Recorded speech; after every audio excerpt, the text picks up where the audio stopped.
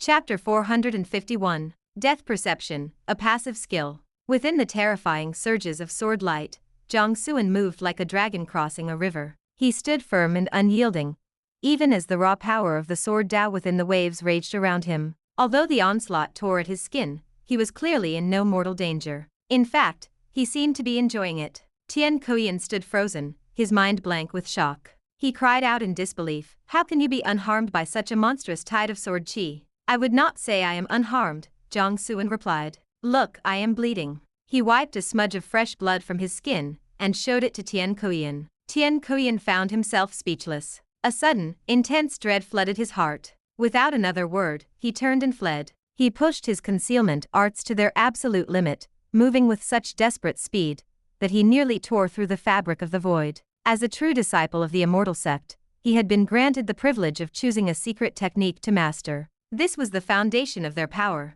Unlike his peers, who mostly chose lethal offensive spells, his cautious nature led him to master the art of shadows and escape. He was a man who cherished life above all else. His personality dictated his every move. It was why he preferred to wait in ambush rather than hunt openly, and it was why he was now running for his life. To him, nothing in the heavens or earth mattered more than survival. He lived by one simple truth. As long as he remained alive, attaining the great Tao was only a matter of time. Tian Kuiyin, a Heavenly Venerable, had been terrified by those sword waves and dared not step near them. Yet Jiang Xuan stood in the center of them with a smile. That alone told him everything he needed to know. Jiang Xuan's strength was wrong. It was far greater than his cultivation level suggested. Tian Kuiyin would rather be wrong and look like a coward than risk his life to test the truth. Unless he had 100% certainty of victory, he would never gamble. "He certainly runs fast," Jiang Xuan remarked with a light laugh. He threw a single punch. Physical strength, the Jiang family bloodline, the Indestructible Thunder Body, and the Mountain God's secret art fused into one. The strike was like a surging dragon, his strength condensing into a physical force that tore a massive rift in space, swallowing and banishing the surrounding sword waves. Then, his form flickered and vanished as he stepped through the void to hunt down Tian Kuiyin. The sword waves in this region were truly horrific. Composed entirely of Sword Dao essence, they surpassed the level of a Heavenly Venerable, and could easily be compared to the strike of a void spirit expert. At first, Jiang Xuan had felt a flicker of panic. These waves were far more powerful than any he had encountered before. However, he had underestimated the progress he had made over the last half-day of tempering his flesh. With all his techniques active, he realized these waves were not much of a threat after all. He had planned to gradually peel back his defenses to use the waves to continue his refinement. But then, a victim had presented himself. This Immortal Sect expert had some degree of intuition, but evidently, it was not enough. In the blink of an eye, Tian Kuiyin had fled thousands of miles. His divine sense swept behind him, finding no trace of Jiang Xuan's presence. He let out a breath of relief. Good. It seems he didn't follow. Suddenly, a warning siren went off in his soul. A chill shot up his spine, and his spirit trembled with a sense of impending doom. Tian Kuiyin's eyes snapped wide. Without a moment of hesitation, he relied on pure instinct to stop his forward momentum and hurl himself backward. A deafening roar filled the air. The space where Tian Kuiyin had been a split second before shattered into fragments. The void collapsed into a jagged, terrifying crater. Jiang Xuan's figure manifested from the chaos. He looked at the trembling Tian Kuiyin, raised an eyebrow, and let out a small click of his tongue. "You actually dodged that? Not bad," he said with a smile. Tian Kuiyin's face went pale. A cold sweat broke out over his body. His intuition had been right. The intelligence was wrong, dead wrong. Jiang Xuan was infinitely more powerful than the reports suggested. "Damn that Ya family. It is a good thing they are dead." Tian Kuiyin cursed inwardly. At that moment, Jiang Xuan swung another punch. Again, there was no ripple of spiritual energy, no flashy light. It was simple and unadorned, yet it carried a vast, soul-crushing pressure. It felt like the destruction of the Thunder Dao, the ancient weight of the sacred mountains, and the overwhelming majesty of a primordial bloodline. Tian Kuiyin's soul shook. He felt as if he were facing an ancient god. The sheer physical presence of the man before him made it difficult to breathe. Who in the world said Jiang Xuan was a sword cultivator? Sinking to his knees in midair, Tian Kuiyin shouted without hesitation, "I surrender. I will give you my sword seal. I will serve you. Just please, spare my life." Jiang Xuan pulled his punch. He stared at the kneeling man in bewilderment. "That was quite decisive," he said. "You are a disciple of the Immortal Sect. Have you no spine? The world is vast, but life is small, Tian Kuiyin replied, looking up with a sincere expression. Dignity is worth nothing compared to staying alive. We have no personal grudge. This is just a conflict between the Immortal Sect and Xuan Tian. I was only doing my duty. I am truly willing to submit. If you do not believe me, I can use the lives of my fellow disciples to prove my loyalty. What do you mean? Jiang Xuan narrowed his eyes. Tian Kuiyin reached into his storage ring and produced an immortal talisman shaped like a Chaiwen beast. With this talisman, we disciples can communicate and track each other's locations. I can use it to lead you to the others. You can hunt them down one by one. Jiang Xuan remained skeptical, his eyes searching the man as he considered the offer. Seeing this, Tian Kuiyin felt a surge of secret joy. He stealthily activated a hidden talisman within his dantian, sending a message to Shen Wuke and the others. Jiang Xuan is here. Send reinforcements immediately. The Immortal Sect did indeed use communication talismans, but it was not the one in his hand. He was a cautious man. How could he not have a backup plan? In truth, he had used this trick many times before. By kneeling and surrendering, he had escaped countless enemies, only to have them slaughtered once his allies arrived. This time would be no different. But then, Jiang Xuan acted. A punch whistled through the air, shattering the void. It punched a clean hole right through Tian Kuiyin's chest. To be honest, I do not trust you, Jiang Xuan said flatly. The sudden strike left Tian Kuiyin in a state of shock. He looked down at the hollow crater in his chest, then looked up at Jiang Xuan with a face full of indignant rage. You sneaked an attack. Jiang Xuan shrugged and gave a light laugh. You have an extra hole now. It looks good on you. Jiang Xuan, Tian Kuiyin roared, his eyes bloodshot with fury. I swear by my soul, I will hunt you until the end of time. He spat out a mouthful of essence blood onto the Chaiwen talisman in his hand. The talisman suddenly came to life, wrapping around Tian Kuiyin's soul. It tore into the void and vanished instantly. The speed was so incredible that Jiang Xuan didn't even have time to react. By the time he moved, the soul was gone, leaving only the perforated body to fall toward the earth. He got away? Jiang Xuan's expression soured. This was the first time someone had managed to slip through his fingers. The hunter becomes the hunted? He muttered. His eyes cooled, and a thin, dangerous smile touched his lips. Tian Kuiyin, interesting. At that moment, several streaks of light raced across the horizon. These were the nearby Immortal Sect disciples, who had received the distress signal. The primary motivation for their haste was simple. Jiang Xuan was here. Jiang Xuan, hand over the World Tree sapling, and we might give you a quick death. The shout echoed through the sky before the figures even arrived. Jiang Xuan looked up, his eyes cold. He was already annoyed that he had let Tian Kuiyin escape. Without a word, he summoned his wooden sword and swung. A brilliant flash of sword light eclipsed the sun. The razor-sharp energy traveled through space, reaching the necks of the approaching disciples in a heartbeat. Thud, thud.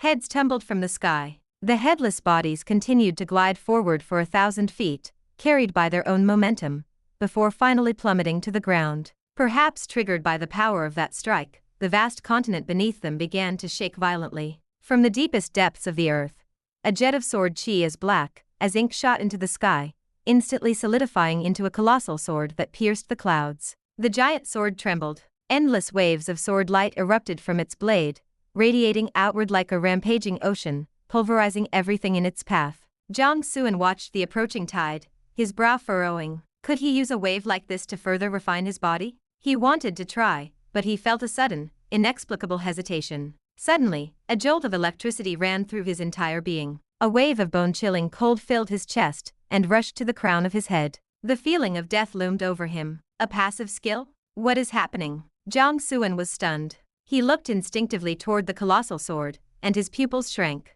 On the surface of that massive blade, an eye was slowly opening. It was deep, dark, and filled with a terrifying, soul-chilling indifference. Most importantly, that I was staring directly at him. Chapter 452. A Gift of Fortune, Ancient Awakening. Young man, your attainment in the Sword Dao is not bad. Even in my era, few sword cultivators possessed such natural talent. The words surfaced abruptly in Jiang Xuan's mind. The voice was incredibly ancient and weak, sounding like the final prayer of a dying man. Jiang Xuan did not offer a response. Instead, he retreated silently, muscles tensed and ready to bolt at a moment's notice. He dared not let his guard down. The sense of unease radiating from his passive skill was more intense than anything he had experienced before. Yet, he did not turn and run immediately. Reflecting on recent events, Every time this passive skill had triggered, it had invariably activated his cheat ability, and led to significant rewards. Was there an opportunity here?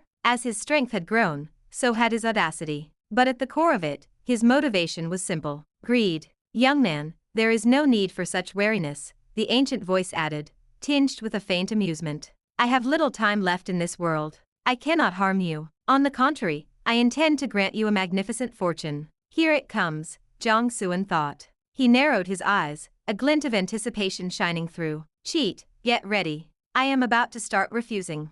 Hoping to move the plot along quickly, Jiang Xuan asked, what kind of fortune? He put his acting skills to work, layering his voice with a complex mix of hesitation, curiosity, and tempted interest so as not to seem suspicious. The ancient voice seemed satisfied with his reaction, and let out a soft chuckle. Patience, youth. You will soon see what it means to receive a fortune that reaches the heavens. As the voice echoed, the colossal sword began to vibrate violently. A deafening roar shook the earth as the massive blade suddenly exploded. Shards of the sword, wrapped in lethal sword intent, tore through the void and scattered in every direction. As these fragments landed on the various floating islands, they began to dissolve and merge with the land, physically pulling the drifting fragments toward the continent where Jiang Xuan stood. The sound of grinding gears rang through the sky as countless islands reassembled into a single landmass. The entire process took less than 3 breaths. The world was whole again, a vast and boundless continent at least 10 times the size of Suantian.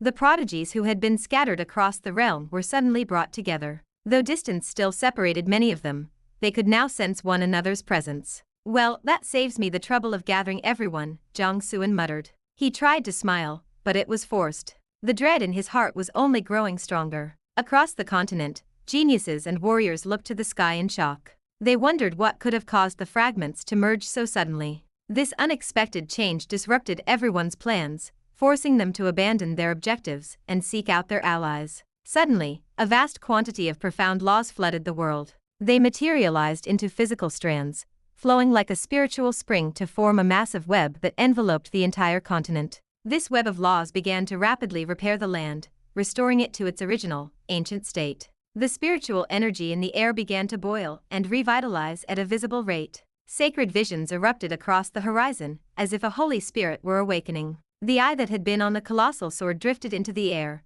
settling into the center of the web like a hub. As the eye blinked, an indescribable pressure descended upon the world. It was a weight so absolute that it felt like an evolutionary suppression, making everyone feel an instinctive urge to kneel. The Heavenly Dao. Jiang Xuan stared at the scene, stunned. He had actually run into something as absurd as a reviving Heavenly Dao. He didn't want to stick around for the climax. Run! Jiang Xuan turned and fled at a speed that transcended common limits, weaving through the gaps in space. He didn't know where was safe, but he knew he needed to move. Little ones, you are in luck. The ancient voice boomed, now sounding like a divine decree resonating through the heavens. The web of laws shuddered. Strands of energy reached out like giant hands, snatching up every prodigy on the continent and dragging them toward the center of the landmass. Jiang Xuan was caught in the sweep. He struggled, but it was useless. This was the ultimate power of worldly laws, and at his current level, there was no escaping its grasp.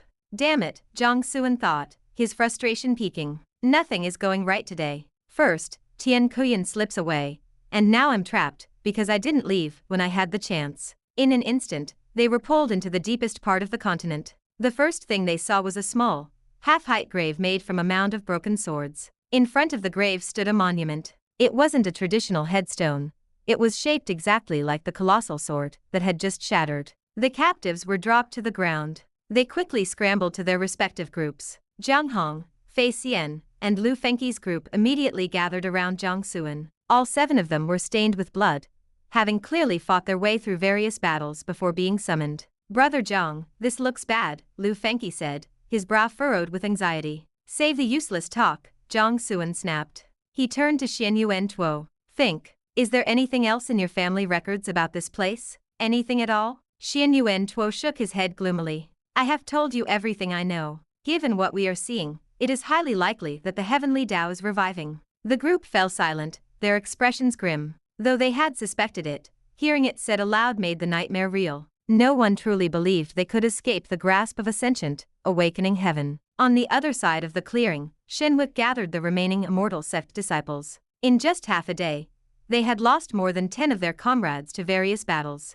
However, their harvest was significant. They had already taken the lives of over 100 Suan Tian prodigies. After surveying his troops, Shen Wuke ordered them to stay alert. He looked toward Jiang Xuan with eyes full of cold caution. He had received the message from Tian Kuiyin. The fact that Jiang Xuan possessed the power to threaten a venerable, while only being in the Dao fusion realm, was beyond logic. Is it because of the world tree sapling? Shen Wuke wondered. He sighed, realizing that Xiao Tian Kuang and his group were likely dead. Beside him, another Heavenly Venerable named Qi Xiaoming followed his gaze. Jiang Xuan? He whispered. Shen Wuke nodded. Qi Xiaoming frowned. The Dao sect is watching us like hawks, and now we have this to deal with. This mission is becoming difficult. They had deployed 4 Heavenly Venerables, and 2 were already out of the picture before the real battle had even begun. Meanwhile, the 4 Heavenly Venerables of the Dao sect were still at their peak. And now, they had to worry about Jiang Xuan, who seemingly possessed the strength of a Heavenly Venerable himself.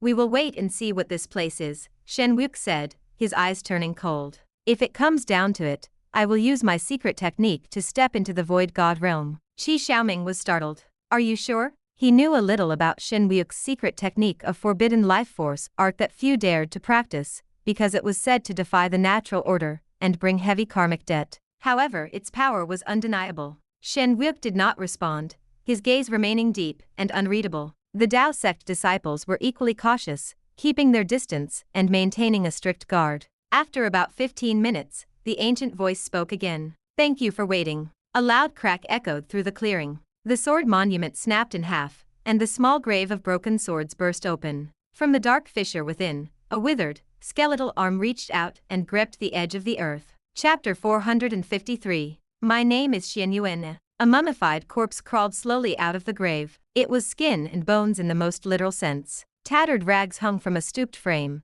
and the body radiated a stagnant aura of decay, as if life itself were on a final countdown. Without flesh to support the features, the face appeared hideous and terrifying. The eye sockets were hollow, the cheeks sunken, and even the bridge of the nose had withered away. It was a skull draped in a thin, sickening layer of human skin. The corpse slowly lifted its head and pulled its lips back into a grin. Everyone instinctively backed away. Their scalps prickled with dread, and a cold shiver ran down their spines. Climbing out of the grave seemed to have exhausted the creature. It sat down, leaning against the sword monument, its hollow eyes glazed as if it were struggling to remember something. My name is. The figure remained in that posture for a long time. The gathered prodigies and geniuses were paralyzed by the eerie scene. The air grew heavy with a chill that made it difficult to breathe. Even Jiang Xuan felt a wave of horror. This was beyond bizarre. But more strangely, his passive danger-sensing skill had stopped the moment the corpse emerged. It was as if the crisis had already passed.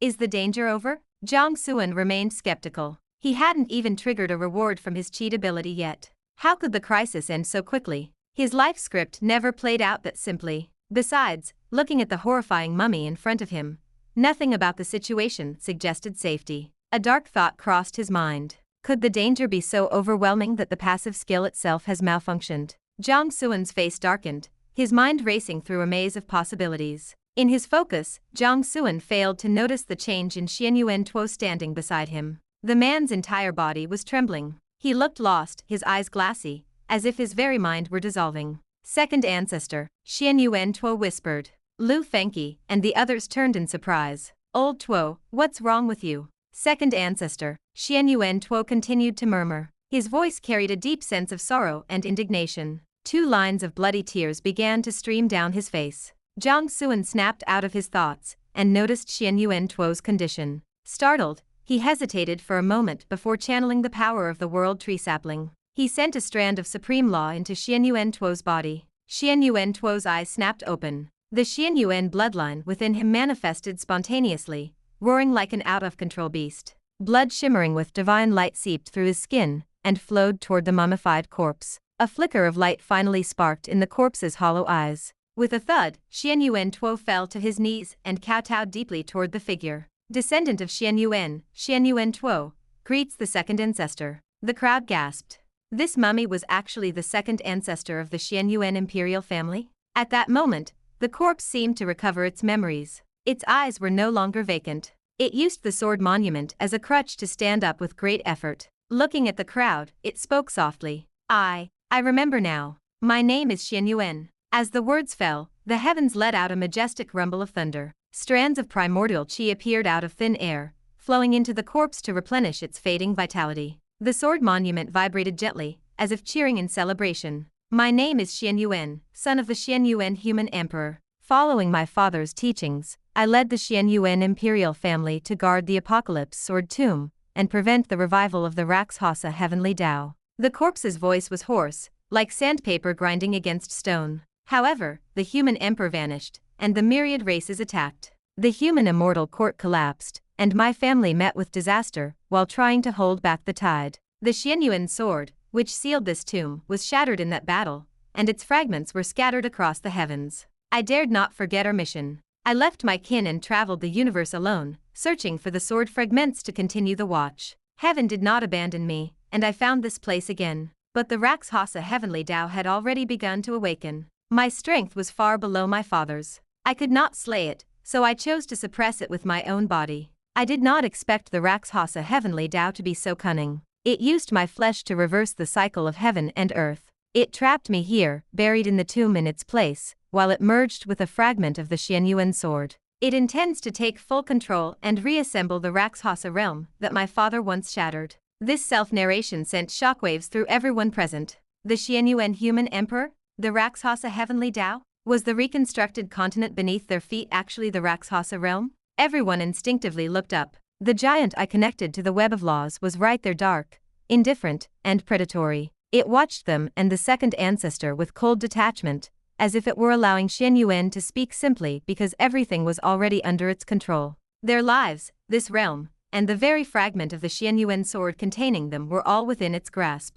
A freezing chill filled the air. Deep fear began to take root in the hearts of the crowd. Seeing their reactions, Xian Yuan shook his head, seemingly disappointed by the lack of spirit in these descendants. It is merely a heavenly Dao, he said sternly. As humans, how can you show such fear? The crowd remained silent. Who wouldn't be afraid? This was the physical manifestation of a hostile heaven. Jiang Xuan's mind raced. He sensed an opening in the ancestor's words. Do you have a way to solve this? The others turned to Jiang Xuan with strange expressions. The heavenly Dao was looming over them, and he was asking for a solution. Did he intend to follow in the human emperor's footsteps and slaughter the heavens? A gratified smile touched Xuan Yun's face. He was relieved to see at least one descendant with some backbone. I cannot promise a total solution, but there is one method.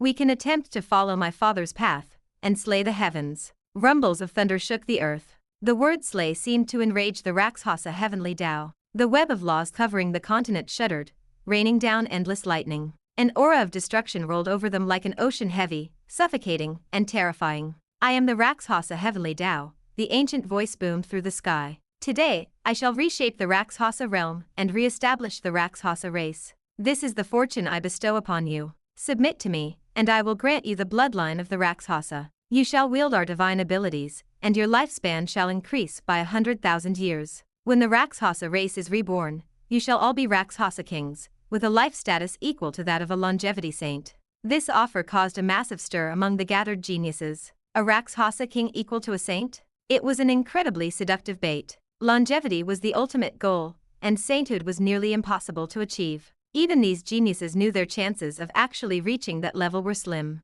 That was exactly why they had traveled so far to fight in this war for a chance at the Dao. Besides, did they have a choice? Rejection meant facing the wrath of a heavenly Dao. That was no different from seeking death. On one hand, they were offered the power of a saint, on the other, certain doom. Even a fool knew which to choose. I am willing to submit. A young man stepped forward. It was not a disciple of the Dao or Immortal Sects, but a Suan Tian prodigy named Lu Suanji. 2 weeks ago, his defeat on the longevity stage had shattered his pride. The intensity of this war, and the existence of monsters like Jiang Xuan had made him realize how small he truly was. Despite the resources of the Flying Immortal Pavilion, he had only reached the peak of the Dao fusion realm. He was an ant among giants. If submission meant power, he would take it. Very good. The laws surged, pouring into Lu Suanji's body. His bloodline mutated, radiating a cold, dark divinity. His cultivation began to skyrocket, instantly breaking into the venerable realm, and continuing to climb, until it reached the very peak of that stage.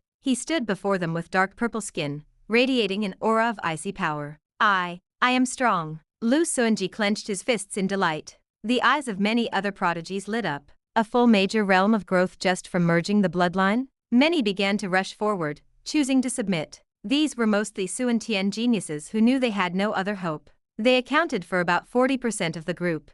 The remaining 60% still hesitated. Shen Wuok and his fellow Immortal Sect disciples, along with Sima Xing and the Dao Sect members, also chose to submit. To stay alive, gain massive power, and become a saint-level Rakshasa king in the future, anyone who refused would be an idiot. However, the Dao Sect disciples led by Nangang Qingxi stayed their ground on his orders. They were watching and waiting to see what Jiang Xuan would do. Zhang Hong and Lu Fengqi also remained by Jiang Xian's side. The eye of the Rakshasa Heavenly Dao turned toward Jiang Xuan. Young man, I told you I would grant you a fortune that reaches the heavens. You are different from the others. I do not require your submission. Simply accept my gift, and take the Rakshasa bloodline into your body. I will grant you the rank of Rakshasa Emperor. When the race is reborn, you shall be the sovereign who rules them all. Think of the emperors of the top myriad races. They stand at the peak of the universe, looking down upon the lives of all living things. With a single word from me, your future will be exactly the same. Chapter 454.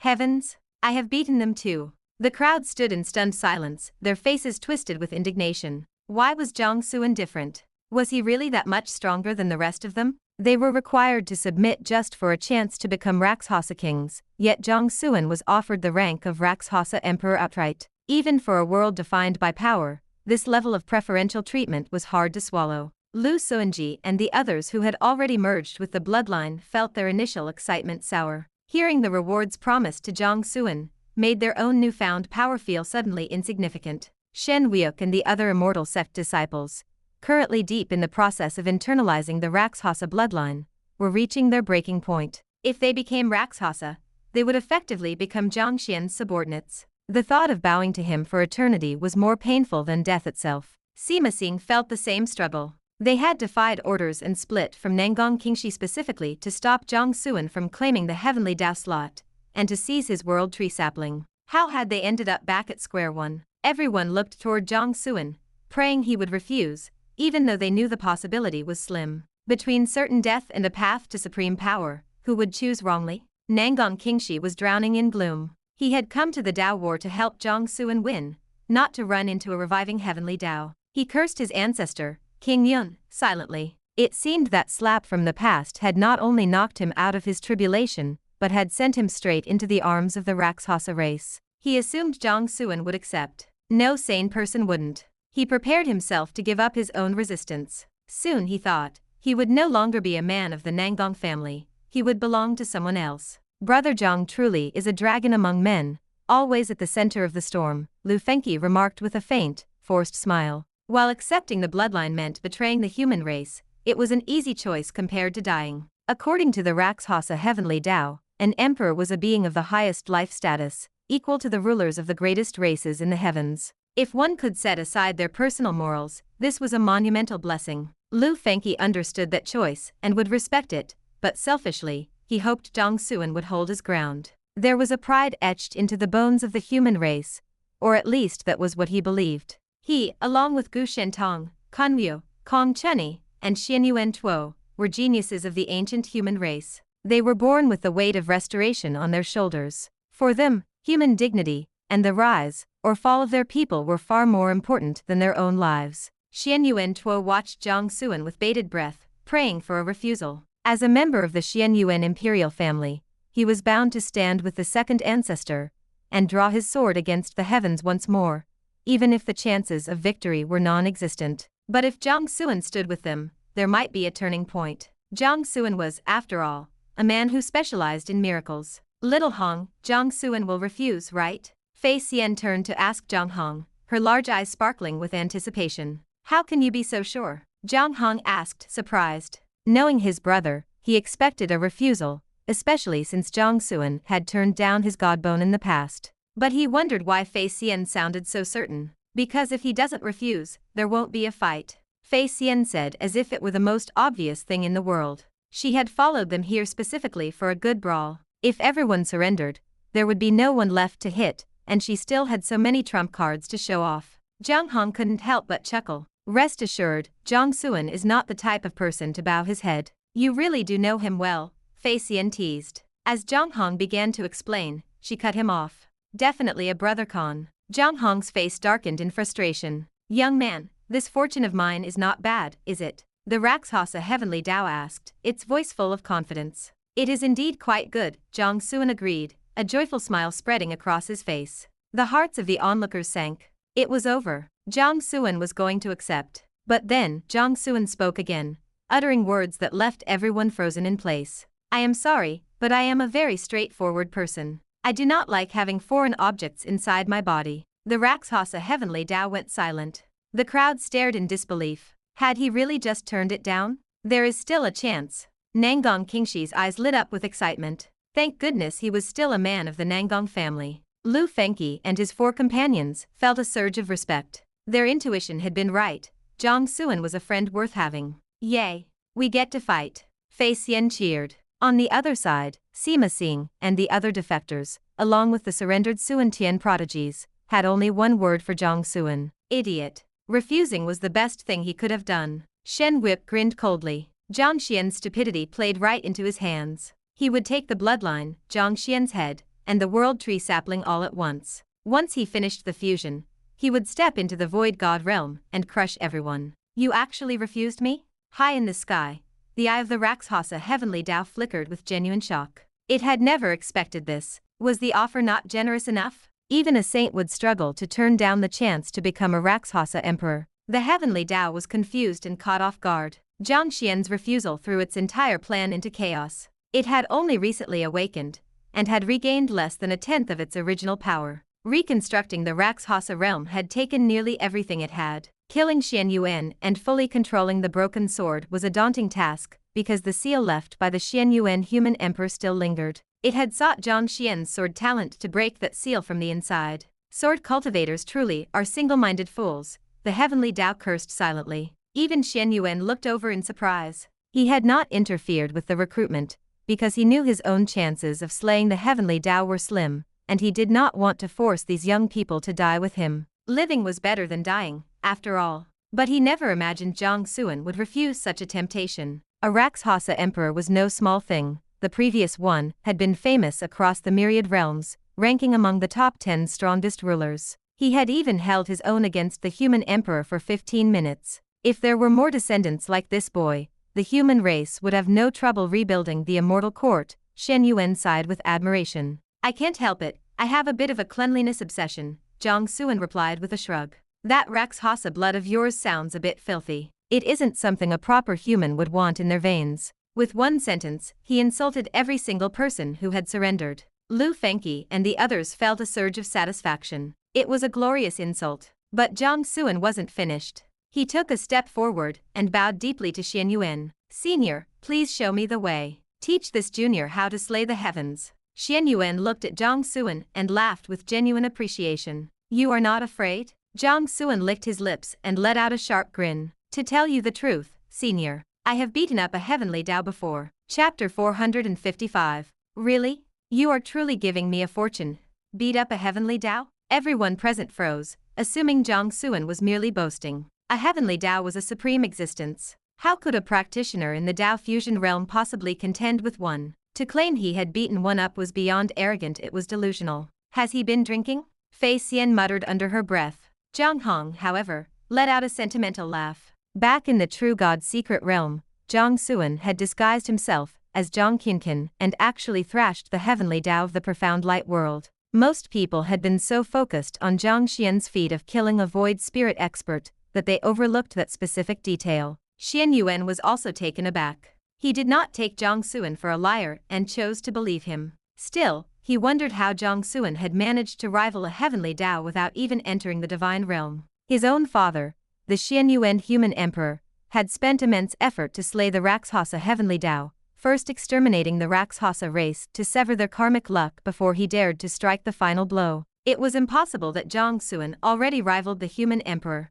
That would be beyond absurd. Human history was a long tapestry of growth. It began with the ancestor Swiren, who took the primal fire to establish the foundation of the race. Then came the era of the 3 sovereigns and 5 emperors, the heavenly, earthly, and Tai sovereigns, followed by 5 emperors like Xian Yuan and Zhuangzi. They had gradually carved out the human cultivation system, leading the race toward prosperity until they stood among the strongest in the heavens. That progress culminated in the era of the ancient human sovereign. Building upon that foundation, the human sovereign established the human immortal court, creating an unprecedented golden age where humanity stood at the absolute pinnacle of existence. As the son of the Xianyuan human emperor, Xianyuan knew hidden secrets. Human sovereign was originally a title for the leader of the race in any given era, but the one who founded the immortal court performed such legendary deeds that the 3 sovereigns and 5 emperors recognized his title as a unique, exclusive honor. From then on, the 3 sovereigns and 5 emperors were known by their specific titles,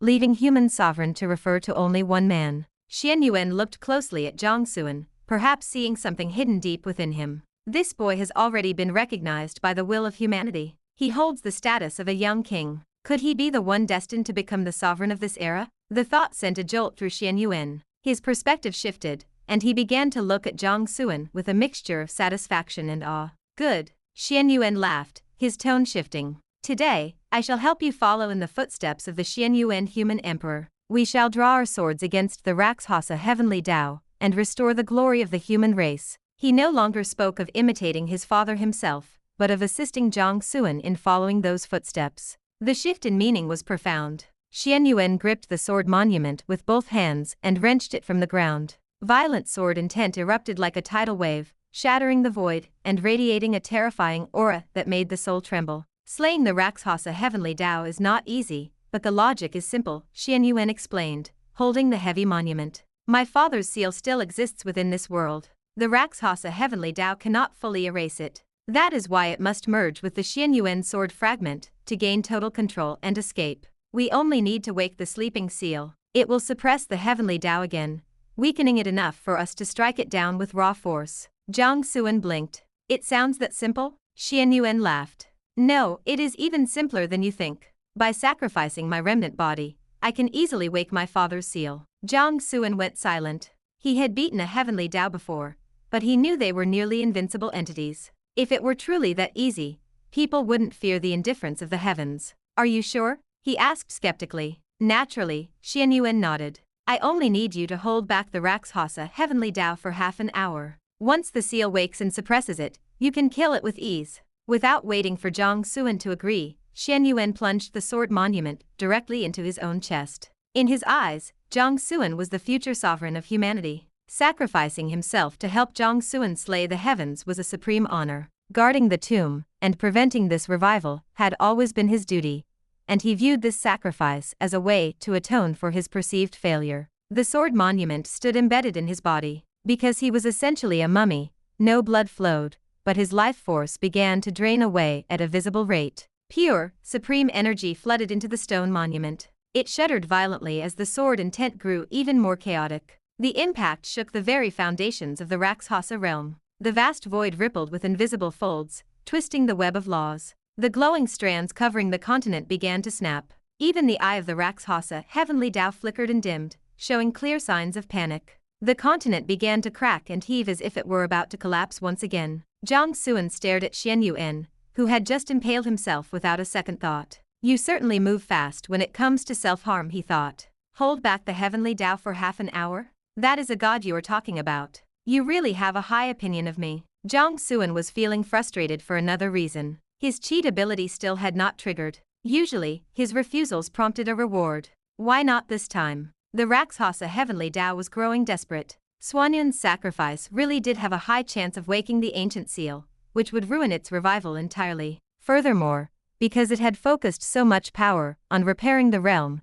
and granting bloodline gifts, it was currently vulnerable and unable to strike directly. Jiang Xuan, I will give you one final chance. The Heavenly Dao abandoned its patience and looked directly at him. You do not need to fight. Just stand aside. Once I deal with Xianyuan and merge with the sword fragment, I will give you the Rakshasa Emperor bloodline. I will help you reach the peak of the heavens. Believe me, the Rakshasa race is far stronger than humanity. Our future is incomparable. With your talent in the sword, you have unlimited potential. There is no need to tie your fate to the humans. This is not a wise choice. If Jiang Xuan joined it, his talent would speed up the merging of the sword fragment and break the human emperor's seal. The Heavenly Dao truly valued his potential. Rebuilding a race from scratch was difficult, and having an emperor like Jiang Xuan would make the process much smoother. Shen Wuke, Sima Xing, and the others looked on with jealousy and frustration. Why was Jiang Xuan so special? Why did the Heavenly Dao keep inviting him even after he threatened to kill it? They had to beg for a chance, yet the Heavenly Dao was practically pleading with him. Jiang Xuan looked up at the eye in the sky. He narrowed his eyes as a realization hit him. My friend, are you serious? No wonder I cannot trigger my cheat reward. You actually mean it. You really are trying to give me a genuine fortune. Jiang Xuan felt incredibly annoyed. For the first time, he found himself wishing his opponent was actually a villain with a hidden, malicious motive. Otherwise, refusing this made him look like a complete idiot. Chapter 456. Seeking to slay heaven. Enough talk. Jiang Xuan waved his hand, deciding to follow this path to the very end. He spoke plainly. I have many flaws, but I possess one virtue. My spine is stiff, and I have a conscience. I cannot bring myself to be shameless, ungrateful, or contemptible. He rattled off a list of insults before finishing coolly. I will not be a traitor to the human race. The faces of Shen Wuke, Sima Xing, and the others turned ashen. He was mocking them openly. Boy, do you truly prefer death over the supreme destiny I offer? The Rakshasa will asked once more. His voice now carried a distinct edge of fury. Jiang Xuan lost his patience and prepared to snap back, but Fixian beat him to it. Aren't you annoying? She drew the soft sword from her waist and pointed it straight at the Rakshasa will. Her irritation was palpable. You call yourself a heavenly will, yet you nag like an old woman? Hurry up. I cannot wait any longer. The Rakshasa will fell silent. Jiang Xuan was speechless. Everyone stood frozen. Even Zhang Hong had cold sweat trickling down his neck, not daring to utter a word. Your woman is quite fierce. Jiang Xuan sent a private message to Zhang Hong, clicking his tongue in wonder. Zhang Hong replied dryly, Fixian has always been direct. Jiang Xuan let out a soft snort. He glanced at Xian Yuan, thought for a moment, and then turned back to the Rakshasa will with a grin. How about this? Why don't you offer some better terms? This Rakshasa imperial bloodline of yours is a bit underwhelming. Besides, it is something invisible and intangible. Give me something real instead. A change of heart? The Rakshasa will narrowed his eyes. He felt both surprised and pleased. He truly recognized Jiang Xuan's talent. If Jiang Xuan became the Rakshasa emperor, the future of the race would be limitless. As the heavenly will of the Rakshasa, he had spent his existence laboring for his people, hoping to lead them to the pinnacle of the heavens and break the chains of fate. He had tried once before. That attempt was why the Emperor Xian Yuan had slain him, why the Rakshasa race had been decimated, and why their world had been shattered. At that time, the Rakshasa were indeed far inferior to humanity. What do you want? The Rakshasa will asked calmly. If it is within my power, I will grant it. That actually worked? Jiang Xuan was stunned. It was his first time meeting an enemy so easy to negotiate with. Honestly, if it weren't for his stubborn conscience, he might have thrown his hands up and joined the other side right then and there. Shen Wuke and his companions were even more bewildered. Could it really be that simple? If so, what was the point of their own surrender? Were they just clowns? Resentment began to brew in their hearts. Their hostility toward Jiang Xuan deepened. Nothing breeds hatred like perceived inequality. This is unfair. Lu Suanji roared in anger, his voice high and accusing. Why does Jiang Xuan receive such special treatment? His hatred ran deep. His original path of cultivation had been ruined because Jiang Xuan had posed as Jiang Qinqin. Now, having surrendered his pride to the Rakshasa will, he had completely given up on himself. That self-loathing transformed into a frantic, violent jealousy. The blade of a traitor is always sharper than that of an enemy. The worst of human nature was on full display. The Rakshasa will glanced at Lu Suanji and asked softly, You are dissatisfied? I am. Lu Suanji hissed. Boom. The Rakshasa blood within Lu Suanji suddenly turned violent. It boiled and exploded in an instant, reducing him to a pile of gore. Just like that, the man who had reached the peak of the venerable realm through the Rakshasa blood perished because of it. His path ended abruptly, without warning. You do not have the right to be dissatisfied, the Rakshasa will said coldly. He scanned the crowd, his gaze a clear warning. Shen Wuke and the others turned pale, falling as silent as cicadas in winter. Satisfied, the Rakshasa will turned back to Jiang Xuan. State your conditions. Jiang Xuan raised an eyebrow, genuinely puzzled. The way this heavenly will thinks is unusual. Whatever, it didn't matter. He was only speaking to buy time. Xian Yuan had asked him to stall for an hour, and that was no easy task. My conditions. Jiang Xuan mused. How about a few innate divine arts? What? The Rakshasa wondered if he was hallucinating. Innate divine arts? Was this a joke? Such things were at the level of quasi-emperor techniques, and only appeared alongside divine bones. Even as a heavenly will, he couldn't just conjure them out of thin air. Innate divine arts, Jiang Xuan repeated with a smile. They say they are born with divine bones and contain supreme secrets. I am quite interested. I would like to see a few. You are a heavenly will. Surely you have some? The Rakshasa will remained silent. He had none. Nothing? Jiang Xuan looked disappointed. Then, how about a few imperial artifacts? More silence. Not those either? Jiang Xuan clicked his tongue. Quasi-imperial weapons? Still nothing. Not even those? How about saint weapons? You must at least have saint weapons, right? Jiang Xuan sighed. The Rakshasa will exhaled in relief. Our treasury still holds some. We have ancient saint weapons. Fine then, Jiang Xuan chuckled.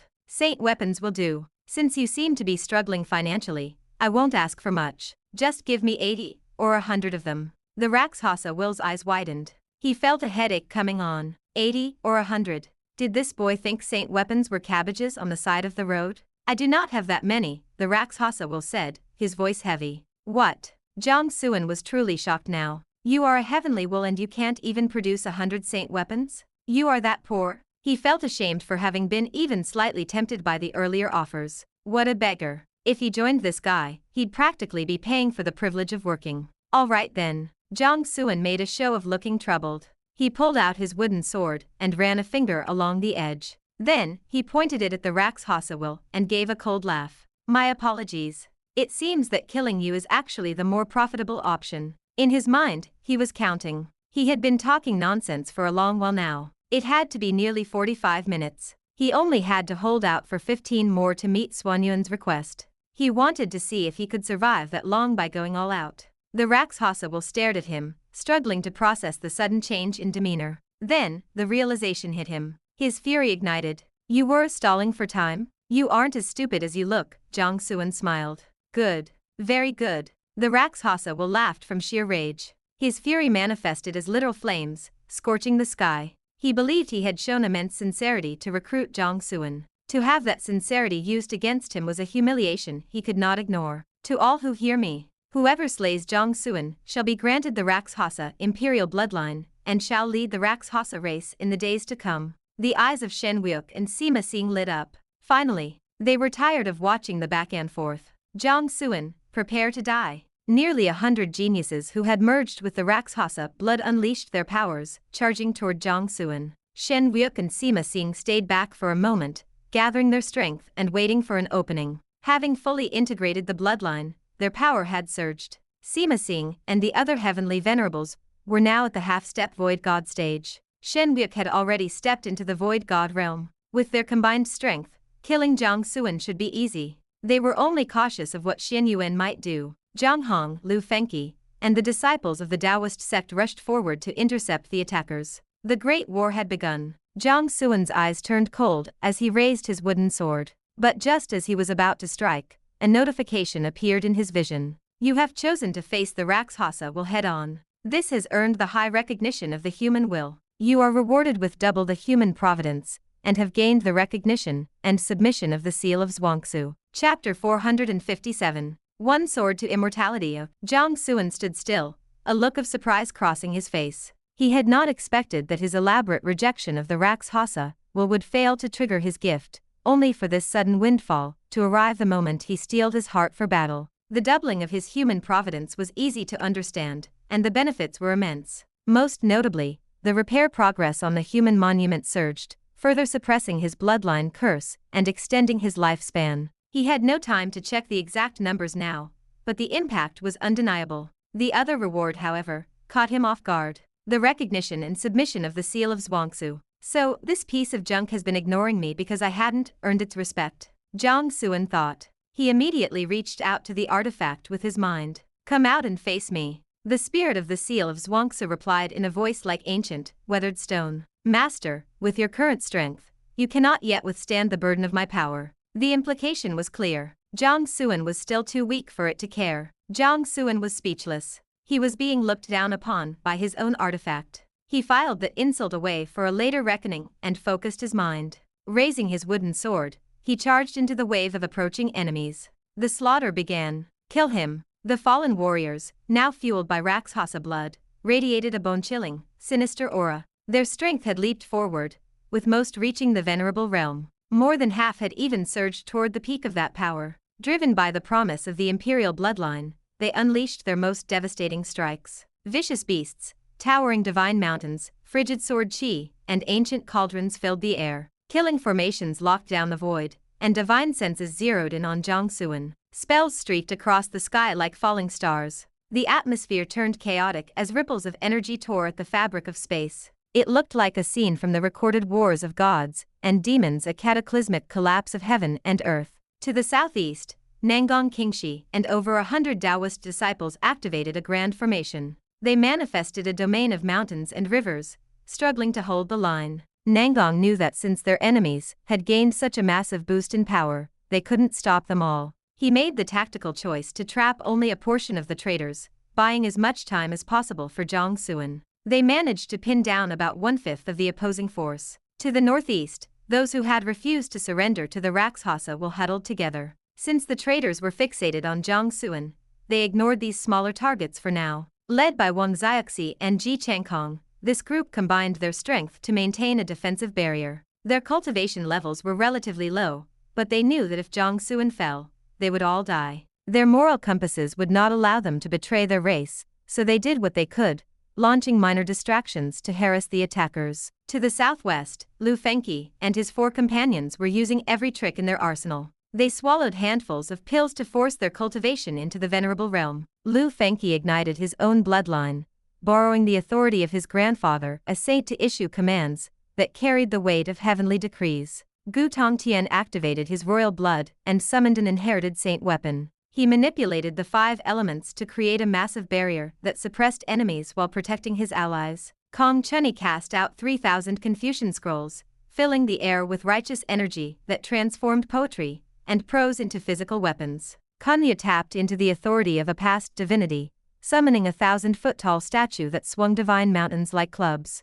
Xian Yuan Tuo went further, burning his imperial blood to summon a phantom of the ancestor Xian Yuan, wielding an ethereal version of the Xian Yuan sword. Together, these 5 held back nearly a third of the enemy. To the northwest, Zhang Hong was in full command. His great eyes of myriad laws glowed with a brilliant gold light that spread across the battlefield, imposing an indescribable set of rules upon the world. Within this 10,000-mile god domain, Zhang Hong was the master of all he surveyed. He was like a lesser heavenly will. With a voice like thunder, he commanded the elements. Lightning, fire, water, and earth rose up at his word, striking down traitor after traitor. The Rakshasa will took notice. The myriad law eyes? Has someone actually mastered that? He felt a brief pang of regret. Had he noticed this boy earlier, he might have made an equally fine Rakshasa emperor. But there was no time for that now. He looked toward the projection of Xian Yuan, noting that the sacrifice was only 2 incense sticks away from completion. But the resistance did not stop there.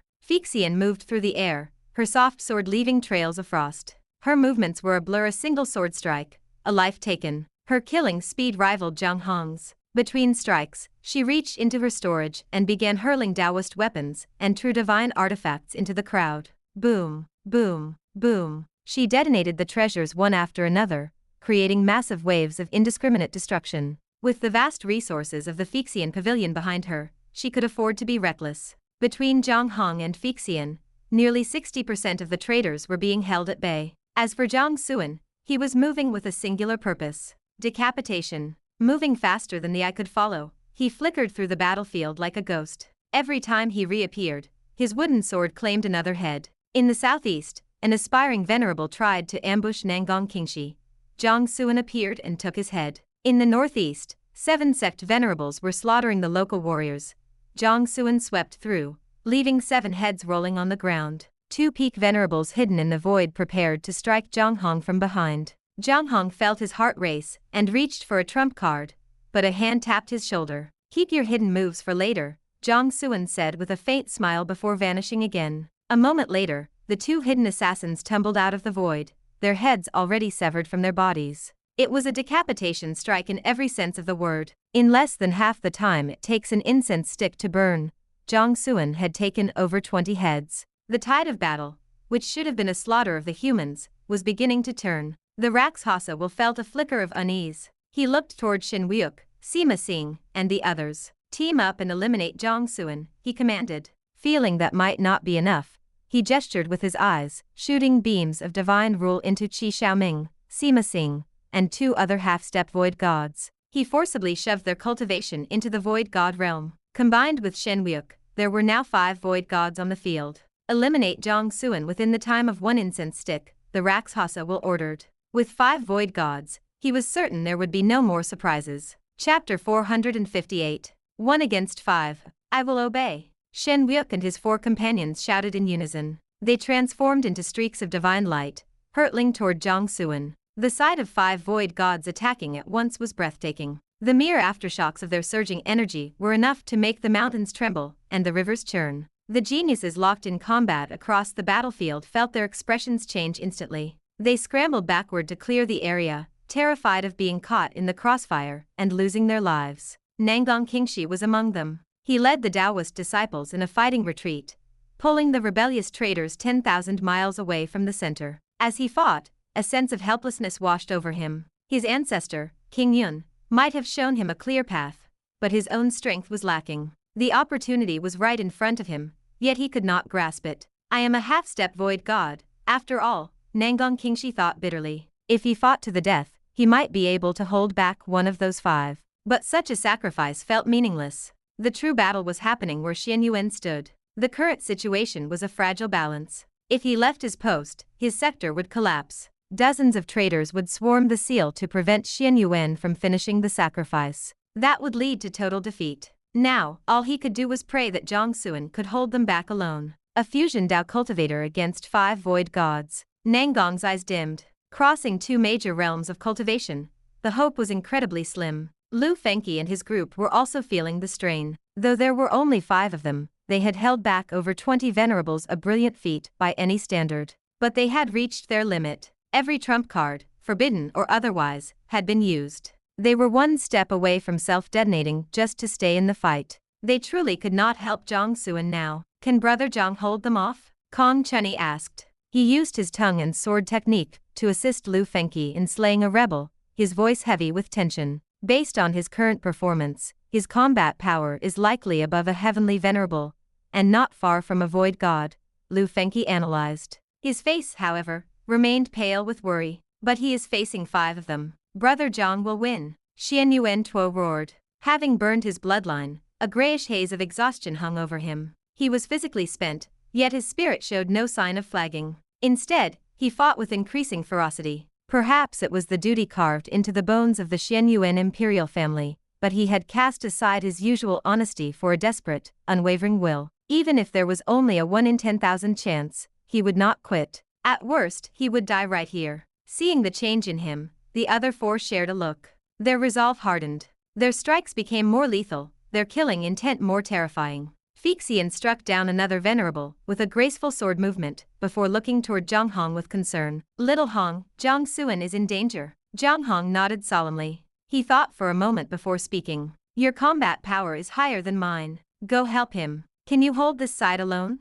Fixian asked, hesitant. Don't worry. Zhang Hong took a deep breath. He looked at the 65 enemies surrounding them, most of whom were venerables. He gave a soft smile. I can handle this. A hum resonated through the air. Zhang Hong activated his divine bone. Brilliant light radiated outward, carrying terrifying waves of supreme energy. The void for 10,000 feet around them shuddered violently, covered in a dense web of cracks. Strands of spatial law emerged, emitting an aura that made the very soul tremble. Wrapped in these laws, Zhang Hong's body seemed to shatter into countless fragments, each one attaching itself to a crack in the void. Unless a supreme being used a grand technique to annihilate the entire space, he was one with the void. No one could kill him. This was the innate talent of his divine bone. Void Eater. He had only begun to scratch the surface of this technique. He lacked the means to use it for killing, but for survival, it was more than enough. Fixian's eyes flickered with surprise at his strength, though she still muttered a teasing remark.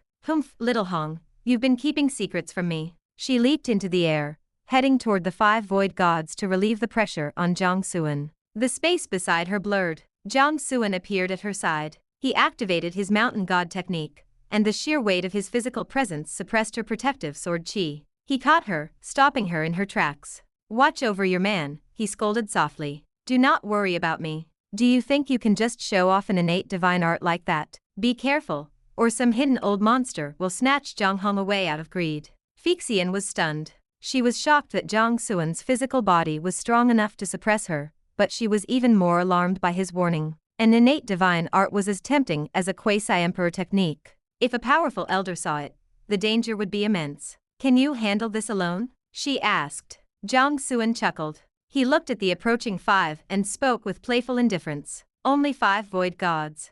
I am enough." He raised his wooden sword and charged. Fixian's expression shifted. She looked at Jiang Xuan, then back at Jiang Hong. Gritting her teeth, she turned back to help Jiang Hong, ensuring he wouldn't have to rely solely on his divine art. Emotionally, she cared more for Jiang Hong. Rationally, she knew that while Jiang Xuan liked to brag, he was never one to overestimate himself. Most importantly, she had a safety net. This entire world was a battlefield set up by her great-grandfather. He was surely watching from the outside. If a true life-or-death crisis occurred, he would intervene. At the very least, their lives were safe. Outside the Apocalypse Sword Tomb, the master of the Fixian Pavilion sat atop a fragment of the Xianyuan sword, his face grim. The immortal Lord Minghong had constructed a temporary spatial tunnel, and was now staring him down, preventing any interference or rescue. "Until the battle is over, no one interferes," Minghong said calmly. Inside, however, his heart was racing. If he could get his hands on a newly awakening heavenly will, there was no limit to how far he could go. Back inside, Jiang Xuan struck. With speed that transcended space, a mastery of the sword, and a refined physical body, his combat power was more than a match for a void god. He flickered through the air, his sword chi cutting through the laws of the world. His wooden sword appeared at the throats of all 5 enemies almost simultaneously. The sharp chill of the blade seemed to pierce their skin. All 5 shifted their positions instantly, using the power of the Great Dao to shield themselves and dodge. Such speed! They glared at Jiang Xuan, their eyes narrowed. They were irritated. A mere fusion Dao cultivator with a strange turn of speed had dared to strike first. Did he think void gods were made of clay? "Void gods are indeed different," Jiang Xuan said, reappearing a short distance away. He squinted at them and smiled. "If you were only half-step void gods, your heads would already be on the ground." Chapter 459. Invincible. Die. The 5 bellowed in fury. Instantly, they unleashed their divine techniques. Qi Xiaoming snapped his sleeves,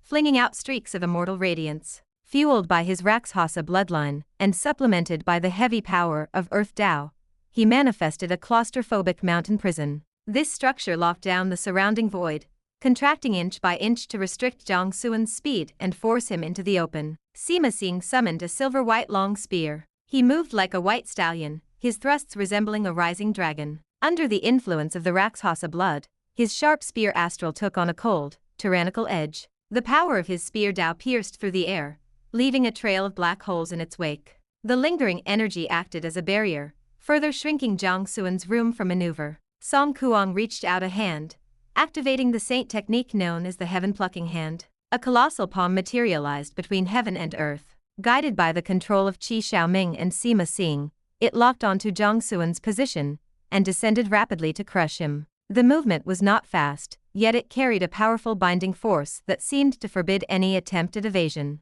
As a top-tier killing technique of the heaven-plucking saint lands, it already possessed unimaginable power. Originally, Song Kuang believed this technique alone could allow him to slay a void god. Now that the Rakshasa will had elevated him to the void god realm, and merged him with the Rakshasa bloodline, the power of the heaven-plucking hand had increased tenfold. Song Kuang felt that even if a true god appeared now, he might stand a chance in battle. To him, Jiang Xuan was a mere fusion Dao cultivator, who had relied on strange speed and sharp swordplay to ambush a few venerables. His true combat power was at most that of a Heavenly Venerable. He felt he could crush the boy with a single hand. He did not understand why the Rakshasa will favored Jiang Xuan so much, offering him repeated chances and heavy bribes. But he was certain of one thing: Jiang Xuan was not worth that price. The title of Rakshasa Emperor belonged to him alone. Gu Qingbei moved at the same time. He held a sword of green jade, its light like a flowing blossom. He moved like an immortal descending to earth, promising a magnificent and dazzling display. However, due to the Rakshasa blood, the 3,000 sword flowers he carved into the air were tinged with a sinister, malevolent chill, hiding endless killing intent. He also coveted the imperial bloodline. Since he had betrayed the human race to join the Rakshasa, there was no going back to the Taoist sect. In this newly established Rakshasa hierarchy, he needed to seize as much interest and status as possible to ensure his future path. He assumed Song Kuang, and the others felt the same. Thus, Gu Qingbei opened with his lifebond sword technique, a saint-level style inherited from the Taiheng God of Heaven. He sought to end Jiang Xuan with a single strike. He recognized Jiang Xuan as a fellow swordsman with an impressive realm, but he instinctively looked down on him. Using a sword for assassination was, in his eyes, a disgrace to the spirit of a true swordsman. A sword was the weapon of a gentleman. He intended to show Jiang Xuan the true elegance of a master. The last to strike was Shen Wuke. As the leader of the Immortal Sect in this Dao war, his strength and talent were beyond doubt. Among the 5 Heavenly Venerables who took the Rakshasa blood, he was the only one who had used the surge in power to shatter his bottlenecks and step naturally into the Void God realm. He was currently the strongest person on the field. Jiang Xuan was strong, perhaps strong enough to crush a Heavenly Venerable, but to Shen Wuke, he was still insignificant. However, he needed the killing blow to claim the promised imperial bloodline. He also wanted the World Tree Seedling and Jiang Xuan's head. Unlike the others, who felt they could never return home, Shen Wuke's heart remained with the Immortal Sect. He still chased the promise of his immortal lord to lead the entire race to immortality. Rakshasa blood was good, but the blood of an immortal was better. He saw no reason why he couldn't have both. Who said a man's bloodline dictated his loyalty? As long as he had enough power and value, he could be Rakshasa when he chose, or immortal when it suited him. He was glad Jiang Xuan was so stubborn. If Jiang Xuan had become the Rakshasa emperor, Shen Wuke might have faced a grim end. Shen Wuke formed hand seals, triggering terrifying waves of great Dao energy. He became shrouded in a misty haze, his form turning translucent as he merged with the void. His divine sense spread out like a web of rules covering 10,000 miles. With a single thought, he sliced through space, allowing the dark turbulence from behind the void to pour out. Under his guidance, it formed a rhythmic tide that surged toward Jiang Xuan. Compared to Xiao Tiankuang, who could only shatter space to suppress everyone equally, Shen Wuke's methods were far more sophisticated. He could use the dark turbulence to suppress his enemy, while using his powerful soul to shape that turbulence into a weapon. Inside that void storm, one could not draw power from heaven and earth. Great Dao energy became unusable. He believed Jiang Xuan's strength came from his strange Sword Dao. If he suppressed that with the dark turbulence, Jiang Xuan would be nothing more than a lamb led to the slaughter. Facing these 5 combined techniques, Jiang Xuan remained calm. There was not a trace of panic in his expression. Even though his speed was being bound and his primary advantage seemed lost, he didn't mind. He even spared an interested glance for Shen Wuke. Are all these brutes from the Immortal Sect this foolish? Jiang Xuan put away his wooden sword. He pulled out a sword of iron. It was rare to face such overwhelming pressure. It would be a waste not to use this chance to refine his swordsmanship. The iron sword was reinforced by his own molten Sword Dao, making it incredibly heavy. Simply gripping it was a chore, swinging it was an ordeal. He could only manage it because his body was halfway through its own refinement,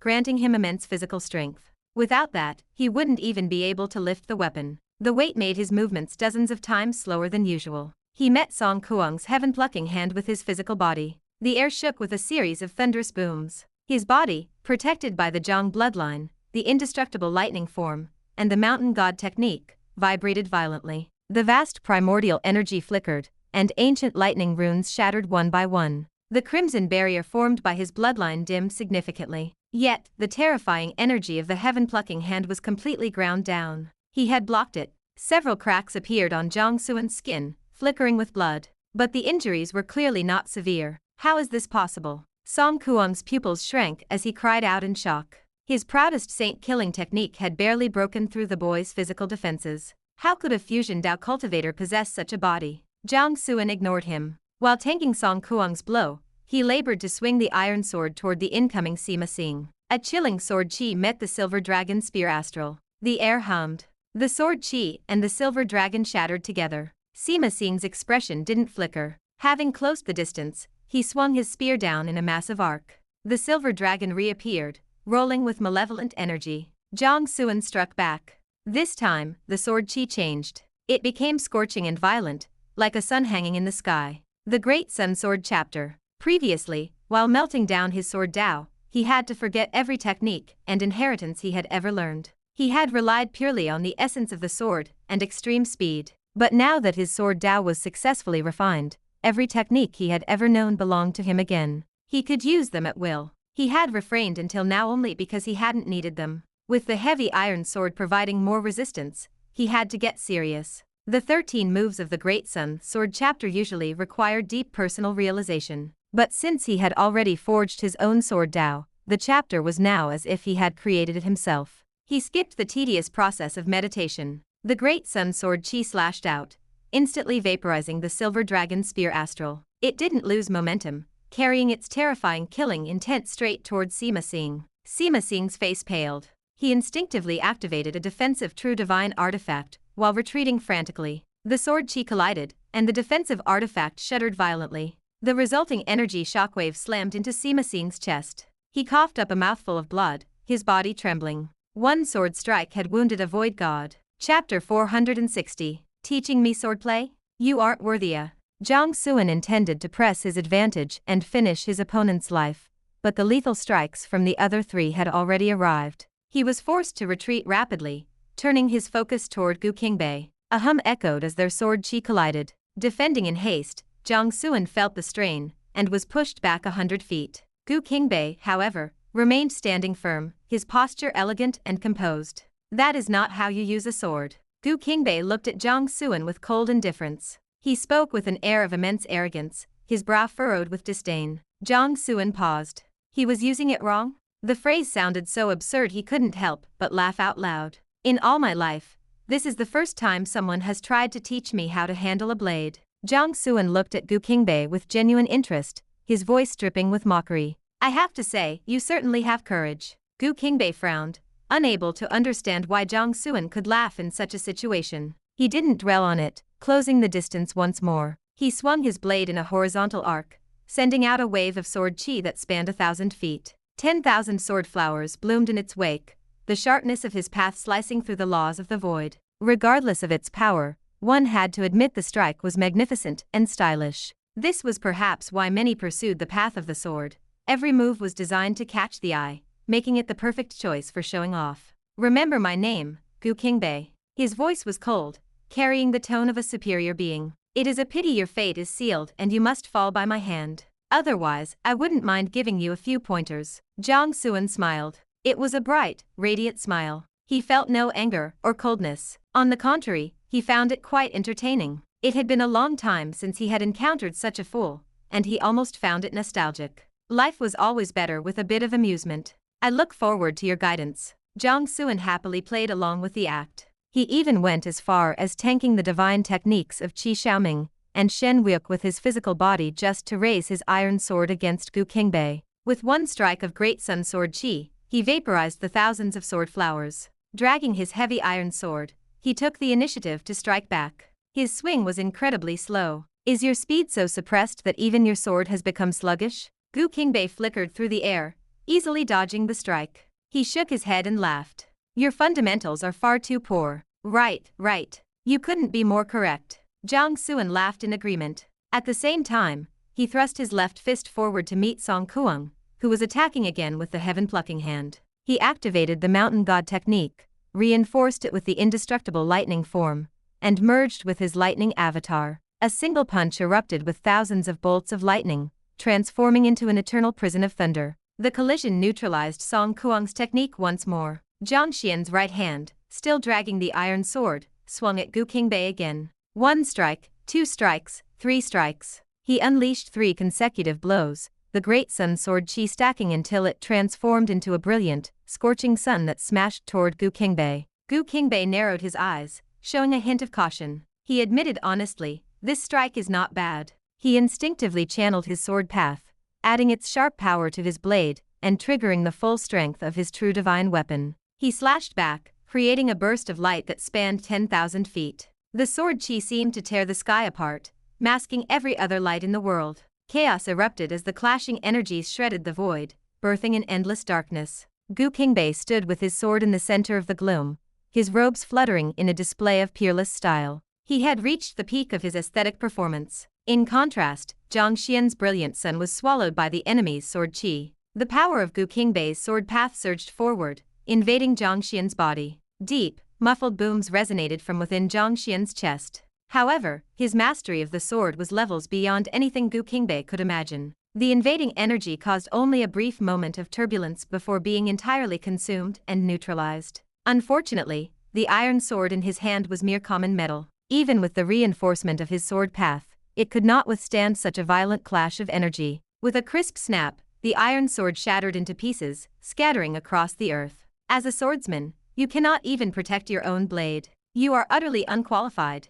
Gu Qingbei looked down at Jiang Xuan and lectured him coldly. You're absolutely right. Jiang Xuan continued to agree. At the same time, he pulled another iron sword from his storage ring. This one was significantly lighter and no longer hindered his movements. A fool can be quite useful if handled correctly, Jiang Xuan thought to himself, feeling quite amused. Suddenly, his mind tightened. He instinctively burst into extreme speed, shifting 1,000 feet away. A moment later, a spear made of dark turbulence appeared exactly where he had been standing. The turbulence instantly erased the surrounding void, the laws of the world, and the power of the great Dao, leaving only a vacuum of nothingness. Had he been hit by that strange weapon, his physical body likely would have been wiped out in an instant. What sharp reflexes! On the other side, Shen Wuke emerged partially from the void, his eyes cold and filled with surprise. Jiang Xuan was suppressed by Qi Xiaming's technique and restricted in speed. He was also distracted by the battle against Gu Qingbei, Sima Xing, and Song Kuang. Yet, he still managed to dodge a lethal ambush. It was absurd. Jiang Xuan was supposed to be a mere fusion Dao cultivator. Why the sudden sneak attack? Jiang Xuan looked at Shen Wuke, his eyes showing a touch of annoyance. Are my tricks something you think you can just copy? Immediately, Jiang Xuan raised his iron sword and charged toward Gu Qingbei. Through that brief clash, he had used the pressure to refine his mastery. His sword path had made significant progress. The most obvious change was his speed. Even with a void god using techniques to lock down the space, it barely affected him anymore. He appeared instantly in front of Gu Qingbei and swung. The great sun sword Qi carried a scorching flame, and the power of his sword path was fully infused within it, granting it the ultimate sharpness to shatter any law. Gu Qingbei's eyes were full of disdain and a strange sense of frustration, as if he were angry at Jiang Xuan for not living up to his potential. He scolded him coldly. Are you a swordsman who can only rely on speed? You are not worthy of the blade. As he spoke, Gu Qingbei unleashed another strike. With the reinforcement of his path and his divine weapon, the strike possessed unimaginable sharpness. He was a void god, after all. Taking Jiang Xuan's head should have been simple. He had thought Jiang Xuan realized his errors and was humbly learning. As a fellow swordsman, he hadn't minded setting the boy on the right path before killing him. But Jiang Xuan was beyond saving. On the other side, Shen Wuke was alarmed by Jiang Xuan's strength. Fearing any further accidents, he held nothing back. As Jiang Xuan charged at Gu Qingbei, Shen Wuke spread his divine sense and guided the dark turbulence once more. It formed a massive tidal wave, sweeping toward Jiang Xuan from all directions. Even if it didn't kill him, it would create a zone that stripped away his techniques and severely weakened his combat power. Sima Xing also thrust his spear forward, the astral energy transforming into a silver dragon aimed at Jiang Xuan's heart. Song Kuang, unwilling to give up, unleashed the heaven-plucking hand again. He refused to believe that a void god with a supreme killing technique could not break a fusion Dao cultivator's defenses. At that exact moment, Jiang Xuan's figure vanished. He shifted instantly to the space behind Gu Qingbei. He poured the full weight of his refined sword path into the iron sword and swung horizontally. The strike instantly shattered Gu Qingbei's defenses. The blade flashed across the man's neck. A spray of hot blood erupted into the air. Gu Qingbei felt a sudden chill at his throat, and then his vision shifted in a strange way. He saw Sima Xing charging with his spear, he saw Song Kuang's giant palm, and he saw the dark turbulence closing in from all sides. He also saw a headless body. Where is my head? That was his final thought. Gu Qingbei's head hit the ground. A void god had fallen. You are the first person I have ever met who managed to cultivate themselves into an absolute moron, Jiang Xuan said, shaking his head. Teach him swordplay? In this world, how many people were actually qualified to teach him anything about the sword? Chapter 461. Consecutive kills. Having beheaded Gu Qingbei, Jiang Xuan's figure vanished once more as he lunged toward Sima Xing. Sima Xing froze, a wave of primal terror surging from his heart to the top of his skull. His mind raced in disbelief. Gu Qingbei was dead just like that? That was a void god. Retreat. Sima Xing did not hesitate for a single heartbeat. He spun around to flee. He had already been wounded by Jiang Xuan earlier, and was far from his peak. If even Gu Qingbei had fallen to that blade, Sima Xing knew he stood no chance in a direct clash. He swept his long spear out in a wide arc, hoping to stall Jiang Xian's approach while he used every ounce of his power to bolt toward Shen Wuke. Shen Wuke was the first to enter the Void God realm. His strength was surely superior. With him as a shield, Jiang Xuan would never be able to get close. However, Sima Xing had underestimated Jiang Xian's speed, and vastly overestimated his own strength. Jiang Xian's silhouette flickered into existence. He reached out and caught Sima Xing's spear with one hand, using his terrifying physical strength to tank the impact of the spear astral. The air hummed. The spear remained motionless in his grip. A mountain-toppling force traveled through the shaft and slammed into Sima Xing's internal organs. It was fortunate the weapon was a true divine artifact.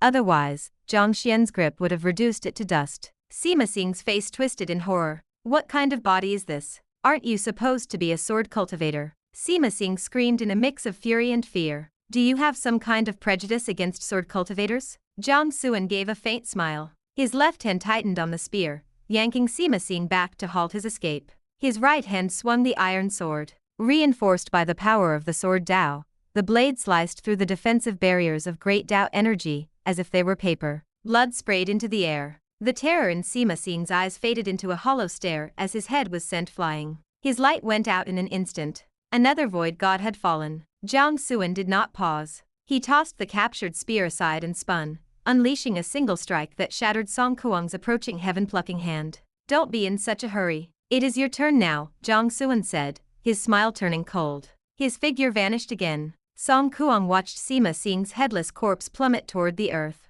His pupils contracted, and the hair on his neck stood up in pure dread. His mind was screaming. Where did this monster come from? A fusion Dao cultivator? He had just decapitated 2 void gods in a row. How could that be a fusion Dao cultivator? Song Kuang's heart hammered against his ribs. He didn't dare linger. He immediately triggered a life-saving escape art, intending to flee into the distance. To hell with the Dao War and the Rakshasa bloodline. He didn't want any of it anymore. He only wanted to keep his head on his shoulders. He dived into the void, accelerating at a frantic pace. In his panic, his mind was a mess of regret. Damn it, I should have listened to Nangang Qingxi and helped Jiang Xuan. I wouldn't be in this mess. The escape arts of the heaven-plucking saint lands were famous throughout the Dao Saint realm. He prayed it would be enough to get away. The thought had barely formed when a hum resonated through the air. A chilling sword light flashed directly in his path. Damn it! Song Kuang's eyes bulged. He let out an instinctive shriek and tried to veer away. It was too late. Jiang Xuan struck. The iron sword, backed by his Sword Dao, carved out a brilliant sun. Raging flames erupted, threatening to incinerate everything in existence. Song Kuang felt a bone-deep chill, as if he had been dropped into an ice cellar. It was over. That single thought occupied his entire mind. He knew there was no path to survival. Rumble. The surrounding void suddenly collapsed. A tide of dark turbulence surged between Jiang Xuan and Song Kuang, rushing toward Jiang Xuan like a violent wave. Forced to move, Jiang Xuan pulled back his strike and retreated. Shen Wuke's figure appeared beside Song Kuang. He spoke calmly. Help me with everything you have. I am certain I can kill Jiang Xuan. Song Kuang hesitated, but he knew the situation was dire. Jiang Xian's combat power far exceeded his realm. If this continued, they were both dead. He nodded frantically. What should I do? Open your mind and channel your spiritual energy into me. Song Kuang didn't suspect a thing. He followed the instructions and let his guard down. In the next moment, a hum filled the air. A sinister, eerie immortal radiance pierced into Song Kuang's sea of consciousness. Like a bone-deep poison, it latched onto his soul, corroding and devouring it with unnatural speed. You! Song Kuang roared in fury, glaring at Shen Wuke. He tried to trigger a defensive art to fight back, but it was far too late. Eerie light rose from Shen Wuke's skin like a terrifying beast, melting and smelting Song Kuang until he was absorbed into Shen Wuke's body. Shen Wuke's aura surged violently, reaching the peak of the void god realm in a heartbeat. This was the forbidden secret art of the Immortal Sect: to plunder the soul, spiritual energy, and life force of others to bolster one's own power. It was a taboo technique that placed a massive burden on the user. It stained the soul with karma and clouded the Dao foundation, which would severely hinder his future path. But despite the drawbacks, its power was undeniable. He had just stepped into the void god realm, Yet by devouring Song Kuang and Qi Xiaoming whom he had snatched in the brief gap, while Jiang Xuan was distracted, his cultivation had reached its zenith. Seeing Jiang Xuan kill 2 void gods back-to-back had filled Shen Wuke with a profound unease. If he didn't take drastic measures, he feared he would be the next to die. The art is powerful, but the price is high, Shen Wuke muttered to himself. He frowned, feeling the severe corruption of his Dao foundation after consuming 2 fellow void gods. Without a cure, he might not progress for 10,000 years. I can only hope the Rakshasa Imperial Bloodline can cleanse this filth. He looked up at Jiang Xuan and gave a cold smile. I have dealt with Song Kuang for you. You can die without regrets now. Kill yourself. If I have to strike, it will be much more painful. As he spoke, the crushing pressure of a peak void god erupted. His vast divine sense latched onto the surrounding 10,000 miles of space. With a thought, a sharp crack echoed through the air. The void shattered inch by inch. Dark turbulence swirled into a desperate, pitch-black domain that swallowed Jiang Xuan whole. Jiang Xuan narrowed his eyes. He looked at the empty robes that were all that remained of Song Kuang. He seemed more puzzled than afraid. Don't villains usually stick together? Every guy I meet seems to love backstabbing his own teammates. A peak void god? Jiang Xuan gave a playful grin. A peak void god built on devouring others. I wonder how much of that power you can actually use. Shen Wuke's eyes lowered. He remained wary. Why was this boy still smiling? Does he have another trump card? Shen Wuke had to be cautious. This youth was too monstrous, his depth unfathomable. The fusion Dao cultivation was clearly a front. He had already slain 2 void gods. Suddenly, Shen Wuke's mind tightened. He instinctively blurred into the void, guiding a stream of dark turbulence to form a shield in front of him. A hum vibrated through the air. A chilling sword light flashed past, the power of the Sword Dao raging against the shield. The dark turbulence hissed as it consumed and neutralized the strike. Jiang Xuan appeared a short distance away, raising an eyebrow in surprise. Your reflexes are quite fast, he chuckled. 1,000 feet away, Shen Wuke stepped out of the darkness. He stared at Jiang Xuan with rising dread. Your Sword Dao, how is it not being suppressed? Chapter 462. Another falls. Is it so hard to understand? Jiang Xuan chuckled. His figure blurred into the void as he charged forward, iron sword in hand. An instant later, he reappeared directly in front of Shen Wuke. He swung his blade, unleashing the Great Sun Sword Qi. It transformed into a massive, searing orb of fire that threatened to incinerate the very fabric of existence. Almost simultaneously, another Jiang Xuan appeared behind Shen Wuke. A second strike followed. Another sun ignited, scorching the heavens. Then a third appeared to the left. A chilling glint of steel, a burst of radiant energy, and yet another miniature sun. Then to the right, in the sky above, and from the earth below. Without the crushing weight of Qi Xiaming's divine technique to bind him, Jiang Xian's speed had returned to its absolute peak. In fact, with his recent breakthrough in sword comprehension, he was faster than ever before. To those watching, it looked impossible, as if he had mastered spatial manipulation to teleport instantaneously. 6 blazing suns converged on Shen Wuke at once. Divine flames erupted into a towering sea of fire, burning away the laws of the world and forcing the dark turbulence of the void to retreat. Shen Wuke's eyelids twitched as a flash of alarm crossed his face. Such speed. In truth, Jiang Xian's performance was shattering every concept Shen Wuke held dear. Setting aside the fact that this boy came from the barren lands of Xiantian, where heritage and resources were a joke compared to the Dao Saint realm, Jiang Xian's cultivation and combat power simply defied the logic of the known universe. What kind of monstrous talent did it take for a fusion Dao cultivator to decapitate void gods? And more importantly, the boy didn't seem to have hit his limit yet. Does the Immortal Lord want Jiang Xuan dead truly just for the World Tree seedling? The thought flickered through Shen Wuke's mind, giving rise to a series of terrifying possibilities that made his skin crawl. It does not matter what kind of monster you are. Before absolute power, all things are vanity. Shen Wuke steeled his resolve. Killing intent surged. He guided the dark turbulence with his divine sense, weaving it into thick layers of defensive barriers around his body to intercept the 6 falling suns. Dull booms echoed through the air. Under the corrosive touch of the dark turbulence, the solar sword strikes began to crumble and fade. The power of a peak void god gave Shen Wuke unimaginable strength. Even the simple act of manipulating the void storm felt world-endingly powerful. Seeing the sword strikes that could kill a normal void god fail to scratch him, Shen Wuke exhaled. His composure returned. He had been overthinking it. Jiang Xuan was a freak of nature, yes, but he still had to follow the laws of reality. The boy's raw power was nowhere near his own. he decided to end the games. It is time to finish this, Shen Wuke roared. He thrust his left hand into the air, churning the dark turbulence to further restrict Jiang Xuan's movements. With his right hand, he drew an ancient object from his storage. Specifically, it was a severed arm. It was as translucent as jade, wrapped in shimmering Taoist rules. It radiated a brilliant light and an ancient, holy aura that made the soul tremble, a presence that felt older than time itself. Shen Wuke's own right arm began to glow with a strange, creeping light, slowly merging with the divine limb.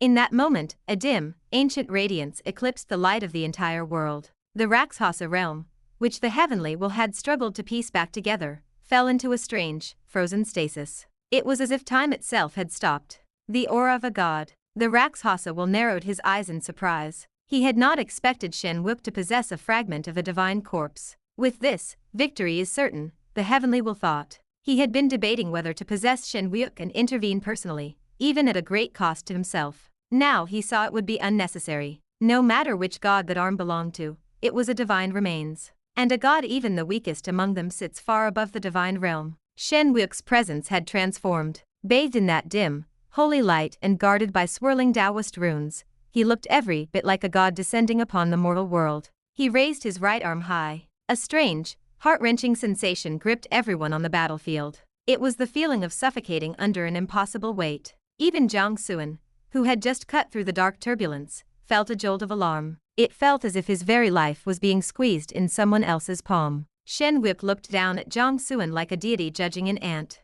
You shall die. He closed his fist.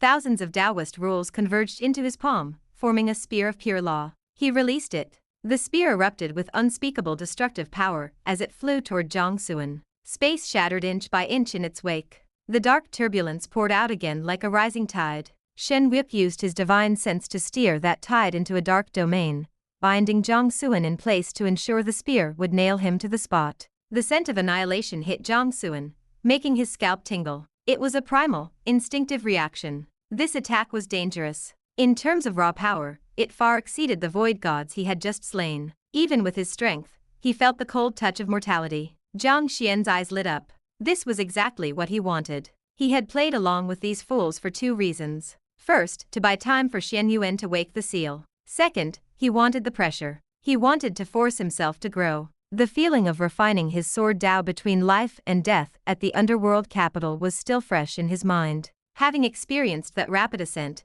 he had no interest in normal, slow-paced cultivation. Once you have tasted flight, who wants to walk? His ancestor, Zhang Changshao, had told him that whenever his father, Jiang Haoshan, was close to a breakthrough, he would challenge the gates of every sacred land. He used a near-insane method of seeking growth through combat. Jiang Xuan had found it reckless back then, but now that he had tried it, he finally understood. It was like a door to a new world had been opened, and there was no going back. If you had something this good, you should have brought it out sooner. Jiang Xuan cursed under his breath, sounding almost disappointed in his enemy. He tossed the iron sword aside. From his storage ring, he pulled out a spirit sword. The weight of the weapon restricted his movements once again, but his eyes were burning with excitement. Come on! Jiang Xuan gave a low shout. He gripped the spirit sword with both hands. Because the sword was reinforced by his Sword Dao, it was too heavy to swing normally. He had to use his massive physical strength to heave it, using its momentum like a giant sledgehammer.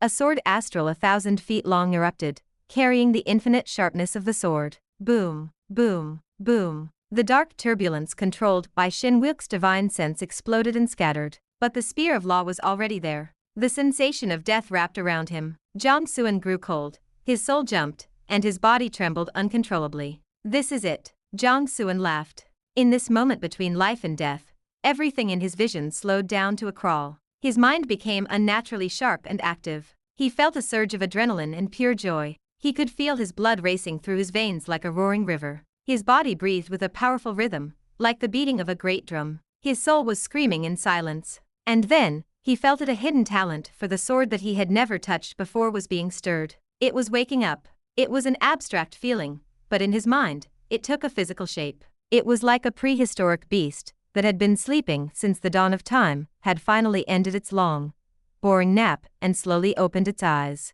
Thump, thump, thump. A series of heavy heartbeats echoed from within Jiang Xuan. They sounded like a divine general, on an ancient battlefield, striking a war drum with the power to crack the heavens. The heartbeats rang out across the world, filling the Rakshasa realm. Along with them, a vast, infinite vision of the Sword Dao began to manifest in the void. It appeared as a physical blade, revealing itself inch by inch until it spanned the sky. An indescribable sharpness swept through the world, filling every corner of the landscape. Everyone turned pale with fear. That sharpness felt as if it had pierced their minds, capable of snaring their souls at any second. The blood-soaked battles across the field came to a sudden, forced halt. Jiang Xuan opened his eyes, and a beam of sword light 10,000 feet long shot out. The heavy spirit sword in his hand suddenly felt as light as a feather. He swung the blade casually. The spear of law was instantly annihilated by the chilling sword chi. Jiang Xian's figure vanished. Shen Wu's pupils shrank. A powerful sense of dread filled him. That Sword Dao manifesting in the sky, what was it? How had the boy's strength surged so much in an instant? Before he could think further, a flash of light crossed his vision. The tip of a blade passed through his neck and appeared before his eyes. He saw the elegant, regular patterns on the steel. That was the last thing Shen Wu ever saw. Blood geysered into the air as his head fell to the earth. Shen Wu, a peak void god, was dead. Chapter 463. Look at that, that is my son. The entire area fell into a deathly silence. Everyone stood frozen, their mouths agape in disbelief. Shen Wu, a peak void god, had been cut down by Jiang Xuan? Since when had Jiang Xian's combat strength become so terrifying? He had slain 5 void gods in a single engagement. Among them was Shen Wu, who had reached the pinnacle of the realm, and even brandished the arm of a god. Yet, even he could not withstand a single strike from Jiang Xian's blade. Was this truly the Dao fusion realm? For a moment, the witnesses began to doubt their own reality, wondering if they had somehow fundamentally misunderstood the path of cultivation. Jiang Xuan is so strong, Fixian whispered, turning her gaze toward Zhang Hong. Did you know he was this powerful all along? Zhang Hong's eyes flickered with a complex light, a bitter smile tugging at the corners of his mouth. He didn't know a thing. He had only guessed that Jiang Xuan held back some trump cards based on his history of extreme caution. No one had ever been able to force the man to reveal his full hand. But even in his wildest dreams, he hadn't imagined Jiang Xuan was hiding this much. To kill a peak void god with a single swing. It brought back memories of the day he had been imprisoned by the clan elders, and had his bones stolen. At the time, Jiang Xuan had calmly stated, "My path is invincible. I have no need for borrowed bones." Zhang Hong had always assumed those words were spoken out of familial kindness, a way to ease the guilt of a kinsman. But looking at the scene today, "So, you truly didn't care for my divine bones," Zhang Hong muttered, shaking his head with a self-deprecating laugh. He was a reincarnation of a deity, and had mastered the great divine eye of myriad laws. His future was set to be limitless. In fact, his plan was to leave Xiantian after this conflict, to reclaim the treasures and preparations left by his past life. If all went well, he expected to achieve sainthood within a century. Such a pace was unheard of in Xiantian, or the Dao Saint realm. But compared to Jiang Xuan, he felt like a mere firefly trying to compete with the brilliance of the full moon. This is his era. I recognized that long ago, yet why did I refuse to accept it? A sense of loneliness welled up in Zhang Hong's heart. Is that truly the brother Jiang we know? Kong Chunyi asked, her expression dazed as if she couldn't trust her own eyes. Don't worry, your eyes aren't failing you. That is definitely Jiang Xuan, Xian Yuan Tuo rumbled. You just don't want to admit how powerful he is. Kong Chunyi fell silent. Thanks for the honesty, she thought. My pride is officially in pieces. Relax. You know how Tuo is by now. You should be used to it, Lu Fengqi said with a faint, shaky smile, trying to mask his own shock. Gu Shentong and Kunbu nodded in agreement, offering their own words of comfort. They could all relate. They had believed that by inheriting their ancestral legacies, they were closing the gap between themselves and Jiang Xuan. Even if they couldn't surpass him, they hoped to at least stand beside him one day. Today, that dream had been ruthlessly shattered. And that goes for the rest of you too, Xian Yuan Tuo added, glancing at Lu Fengqi and the others. Brother Jiang's talent is far beyond ours. We should probably pick a more realistic target. The trio went stiff. Honest as Xian Yuan Tuo was getting very difficult for them not to punch him. Meanwhile, the disciples of the Dao sects were cheering inwardly. Some even bowed toward Nangang Qingxi, silently thanking him for showing them the right path. With Jiang Xuan this powerful, they were bound to benefit from his shadow. Besides, there was still the compensation promised by the Nangang family. Nangang Qingxi watched the handsome figure in the sky with a conflicted gaze. His ancestor, Kuiyin, had paved the way for him, yet he had been too weak to truly seize the opportunity to bond with such a powerhouse. What was the greatest regret in the world? It was likely this. The remaining geniuses of Xiantian were equally stunned, paralyzed by Jiang Xuan's sheer lethality. Only Ji Changkong stood with a look of immense pride, as if he were sharing in the glory. After all, he had once lost to Jiang Xuan in a close match. By his logic, that made him at least an extraordinary genius capable of rivaling a peak void god. Even the Rakshasa Heavenly Will was shaken. He believed he had seen through Jiang Xuan's potential when he offered the imperial bloodline to recruit him. Now he realized he had still vastly underestimated the youth's value. I have only been dormant for a few eons. Has the human race truly birthed such a freakish monster? The Heavenly Will could not find peace. Jiang Xuan reminded him of the human sovereign from the peak of the ancient immortal court, the one who stood atop all races with a sword in hand, establishing a legacy of absolute brilliance. Though their realms were worlds apart, he saw a haunting reflection of that sovereign in Jiang Xuan. Up in the air, the brush with death had pushed Jiang Xuan's sword comprehension to a new height. Or rather, a brush with death by his own design. This jolt allowed him to finally see his innate sword talent clearly, revealing exactly what he had inherited from his father. Thump, thump. Inside Jiang Xuan's chest, near his right atrium, a phantom heart made entirely of sword energy was beating with immense power. A sword heart. A heart of the sword, forged entirely from his own comprehension. This was nothing like the innate sword hearts possessed by common geniuses. Those were low-tier imitations compared to this. This was something even an immortal sword master might struggle to condense. To put it in perspective, a saint is defined by melting the great Dao into their body, so they no longer need to borrow power from the world. A sword cultivator becomes a saint by forging a heart from their own path. In terms of sword intent alone, Jiang Xuan had unknowingly reached the threshold of a sword saint. This was his true talent. It was so overwhelming that calling it talent felt inadequate. It was more like a preordained path to the heavens. It was a foundation laid out for him by Jiang Xuan. Even if Jiang Xuan had been lazy, the seed would have eventually bloomed into a saint-level realization. My old man is a bit too incredible, Jiang Xuan thought, stunned as he realized the depth of the sword heart's power. Deep within the forbidden zone of life, Jiang Xuan felt a resonance. He slowly opened his eyes and looked toward his son. A deep sword light flashed in his gaze, and a wide, joyful smile spread across his face, though it was tinged with a lingering, inseparable guilt. Years ago, he and Lan Yu had been trapped in this place, caught between life and death, when Jiang Xuan was still an infant. They had failed in their duties as parents, a debt that sat in their hearts like a thorn. Though they had later mastered incredible opportunities, and grew strong enough to rival their captor, they were bound by immense responsibilities. They couldn't leave, and they didn't dare tell Jiang Xuan the truth, fearing the catastrophic karma they carried would destroy the Jiang family. They could only watch from afar, offering silent protection. Yet, karma had still trickled down the bloodline. Jiang Xuan's many near-death encounters in recent years were likely a result of that connection. Jiang Xuan hadn't dared to interfere directly for fear of worsening the backlash, relying instead on the old dog Taoist to help in secret. He had done what little he could by passing on the seed of the longevity sword through their bloodline, hoping to give his son a stable path. He didn't ask for Jiang Xuan to achieve greatness, he only wanted him to be safe and happy. He never expected his son to be a man of such immense fortune. In just 1 year, Jiang Xuan had avoided countless traps, awakened his bloodline, and tamed a true dragon. And now, by his own strength, he had triggered the longevity seed and forged his own sword heart ahead of time. One side of Jiang Xuan's face was suddenly covered in eerie, sinister markings. Even with your wife helping you, my race has awakened. Your strength is fading. How can you still laugh? A cold, hissing voice asked, filled with confusion. Jiang Xuan ignored the voice. He waved his hand, manifesting a vision of Jiang Xuan forging his sword heart. He pointed at the image and laughed with pure, unadulterated pride. See that? That is my son. Chapter 464. Throttling the Heavenly Will. At that moment, within the Rakshasa realm, the instant Jiang Xuan's sword heart reached completion.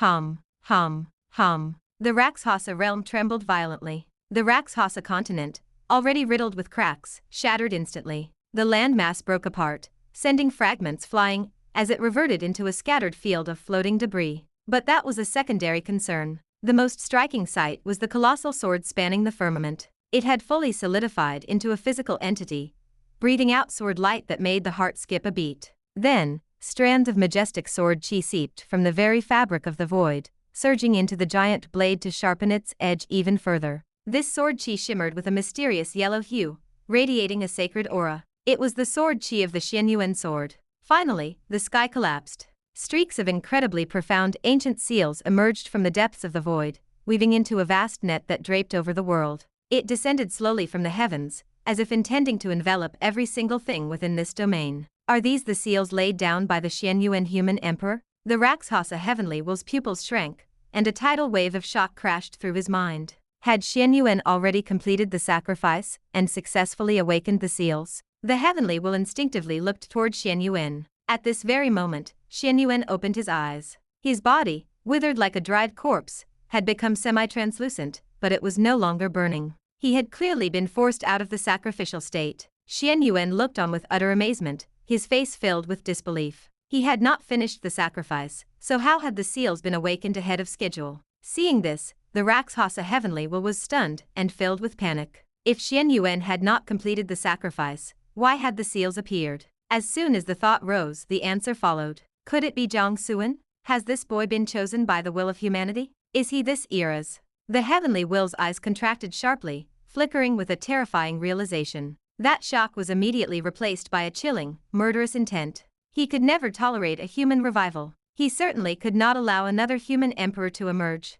This was the consensus of all races under the heavens, and as the Heavenly Will of the Rakshasa tribe, it was a threat he had to stop. In the past, the might of the human race had been like an immortal wall standing before the myriad races, leaving them gasping for air. If the Rakshasa tribe wanted to rebuild and return to the ranks of the powerful, the human race was an obstacle they could not bypass. Jiang Xuan must die. This singular, resolute thought took hold of the Rakshasa Heavenly Will. He no longer cared about the effort to regroup the Rakshasa continent. Compared to the threat of Jiang Xian's growth, the loss of the realm was a minor concern. He had admired the boy's monstrous talent, and had been willing to tolerate him, even humbling himself to recruit him. But he would never allow another human emperor to stand.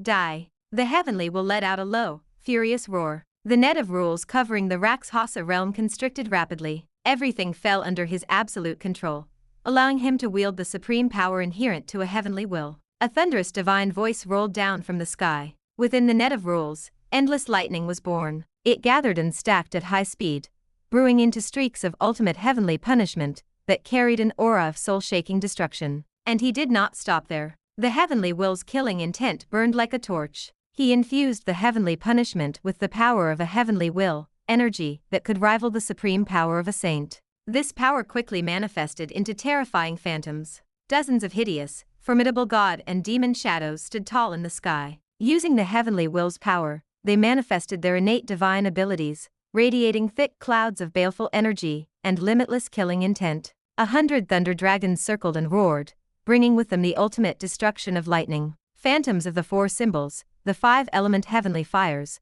the 6 harmony divinities, the 8 direction sacred beasts, and the 10 ancient evils appeared. Even the chi of the 36 heavenly spirits, the spirits of the 72 earthly fiends, and the 108 constellations manifested. The Rakshasa Heavenly Will unleashed every heavenly punishment known in ancient texts, as well as those never recorded. He did this for one purpose: to kill Jiang Xuan, to clean this world, and to ensure that this potential future human emperor had no chance of survival. For a moment, the world looked like a scene of final judgment. An unprecedented sense of death hung over everyone. Those present were filled with terror, their bodies shaking uncontrollably. It was over. That was the only thought remaining in their minds. Presumptuous. Xianyuan, having regained his senses and pieced together what was happening, flew into a rage. He soared into the air, intending to intercept the Heavenly Will and rescue Jiang Xuan. Outside the Xianyuan sword fragment, the master of the Fixian pavilion also tried to enter to help. However, the immortal Lord Minghong pressed down with a single finger. He created a spatial cage that imprisoned the pavilion master on the spot. "Stay where you are," Minghong commanded coldly. "If you move again before the Dao War is over, you die." His Immortal Sect disciples were almost entirely wiped out. His sect had already lost any chance at the first Heavenly Will slot. In that case, why bother saving the geniuses inside? It would be a fine outcome to let the Rakshasa Heavenly Will finish the killing, and then he would step in to subdue the Heavenly Will himself. He is only in the fusion Dao realm, yet he has already stepped onto the path of proving his own Dao and condensed a sword heart. Immortal Lord Minghong's gaze pierced into the sword fragment, locking on to Jiang Xuan. A strong surge of killing intent rose in his deep eyes. It was fortunate that the Rakshasa Heavenly Will was there to erase him. If he had to act personally, he would lose some face. Immortal Lord Minghong. The pavilion master glared at him and shouted, "Are you trying to start a war with my Xiantian?" Minghong glanced at him and gave a disdainful smile. "Start a war? You aren't worthy. You are welcome to wake the Xiantian Heavenly Will and see if he dares to back you up. Xiantian is so barren that even its Heavenly Will has little power." How laughable. The pavilion master's heart sank. He truly feared that if he woke the Heavenly Will, it would simply remain aloof. In his desperation, he secretly sent a message to the Earth Emperor, begging for intervention. At that moment, the Earth Emperor, who was in the Earth Emperor's secret realm, was actually watching the situation. Facing the plea for help, he simply smiled and gave a calm response. "It is fine. Just trust in Jiang Xuan." Just as the Earth Emperor said, inside the realm, Jiang Xuan faced the descending heavenly punishments with a smile. In fact, he felt a bit amused by the irony. He had spent so much time buying time for Xian Yuan, only for his own sword heart to trigger the Xian Yuan sword fragment and awaken the seals directly. If he had known it was that simple, why would he have wasted so much time? Jiang Xuan looked at the Rakshasa Heavenly Will and chuckled. "Don't waste your breath." As he spoke, Jiang Xuan waved his hand. The colossal sword in the sky trembled slightly. The profound seals instantly fell like a great net, ensnaring the eye of the Rakshasa Heavenly Will. The seals constricted. A dark brown eyeball appeared from the void, looking as though it had been violently gouged out. Simultaneously, the net of rules controlled by the Heavenly Will vanished instantly. The sky full of terrifying heavenly punishments dissipated into nothingness. The scene of world-ending disaster came to an abrupt halt. The Rakshasa Heavenly Will had perfectly demonstrated the meaning of all bark and no bite. The seals imprisoned the Heavenly Will and flew to a stop in front of Jiang Xuan. Jiang Xuan looked at the eyeball and gave a playful smile. "Now, do you still have any supreme fortunes to give me?" The Rakshasa Heavenly Will remained silent. Chapter 465. Leaving the trouble to the ancestors. The Rakshasa Heavenly Will was stunned. He never imagined that Jiang Xuan could actually manipulate the seals left by the Xian Yuan human emperor. He had finally revived, and was on the verge of reuniting the Rakshasa realm and rebuilding his race. Not even the son of the human emperor could stop his march, yet he had fallen at the hands of Jiang Xuan. Where was the justice in that? The Rakshasa Heavenly Will remained silent for a long moment. Finally, he spoke in an old, weary voice tinged with loneliness. "I can submit to you. I will even accept a slave mark upon my very destiny. I only ask that you allow me to reshape the Rakshasa race, and guarantee that the humans will not slaughter my people without cause. If you agree to these conditions, I will give you everything I possess and everything I control." The situation was stronger than the individual, and he had no choice but to bow his head. Rather than continuing to be stubborn, it was better to seek a solution. His only obsession was the Rakshasa race. As long as the race could be rebuilt, everything was negotiable. He was, after all, the will of a world.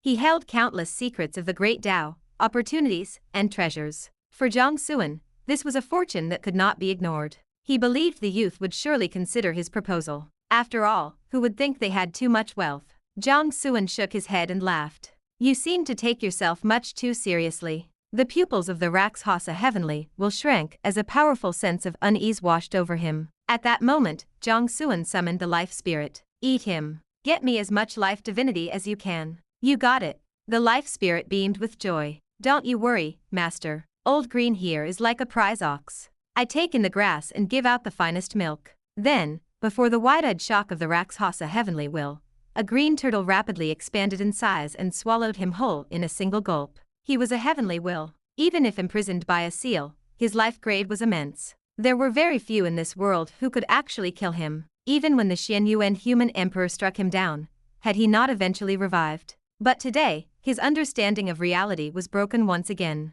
Not many could thoroughly erase him, but the life spirit was one of them. A being birthed from the Tao of life possessed a life grade that sat even higher than his own. Jiang Xuan even possesses a life spirit? With that final realization, the Rakshasa Heavenly Will was completely extinguished, transformed into energy for the life spirit to produce its divine milk. On the other side, with the fall of Shenwyuk, and the other four void gods, as well as the death of the Heavenly Will, the geniuses who had fused with the Rakshasa bloodline lost all will to fight. They could not even put up a final resistance, and were quickly cleared away. Just like that, the Rakshasa realm fell into a complete and total silence. The Dao War had reached its conclusion. Before anyone could recover, strands of the mysterious yellow sword chi descended, teleporting everyone out of the shattered Rakshasa realm. The massive fragment of the Xianyuan sword rapidly shrank and flew into Jiang Xuan's body. A massive amount of human providence, like a vast cloud of mist, surged and churned,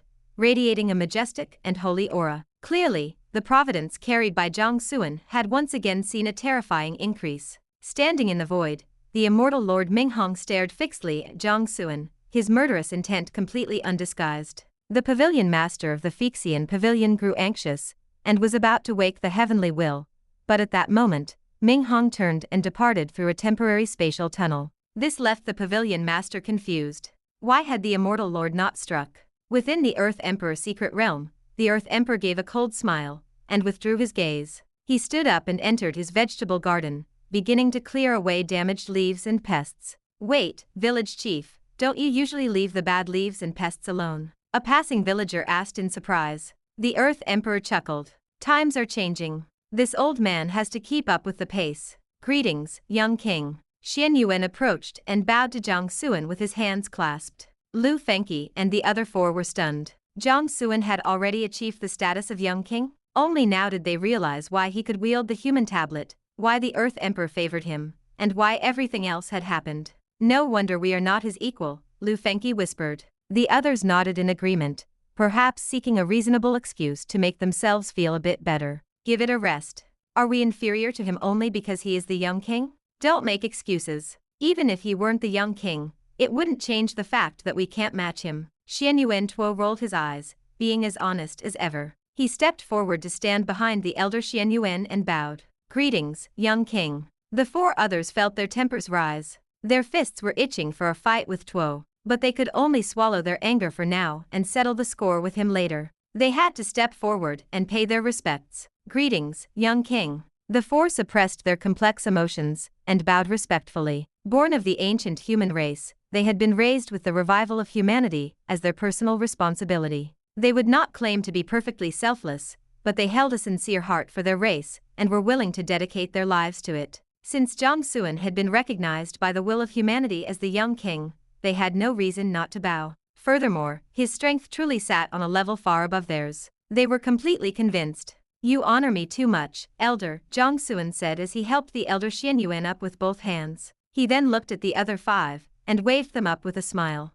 "We are friends, aren't we? No need for such formalities." The five smiled, but they knew this was not the time for jokes, so they stood quietly behind the elder. The elder Xianyuan looked at Jiang Xuan with a face full of pride and emotion. With such a genius and a young king born to the human race, why worry about revival? Reclaiming the peak of the ancient immortal court was only a matter of time. "I have sacrificed too much, and the drain on my power is immense. I need to stabilize myself and return to the Xianyuan imperial clan immediately. I will visit you personally in the future to discuss matters. I hope the young king understands," the elder said softly. Jiang Xuan nodded. "The Xiantian divine realm has a 10-year ban on combat. There is time. You do not need to rush, elder. Please, feel free." The elder nodded and turned to the five young men. "Will you return to the clan with me, or do you intend to follow the young king?" He could see what they were thinking. He had to admit the upbringing of their various branches was excellent. These boys had not become arrogant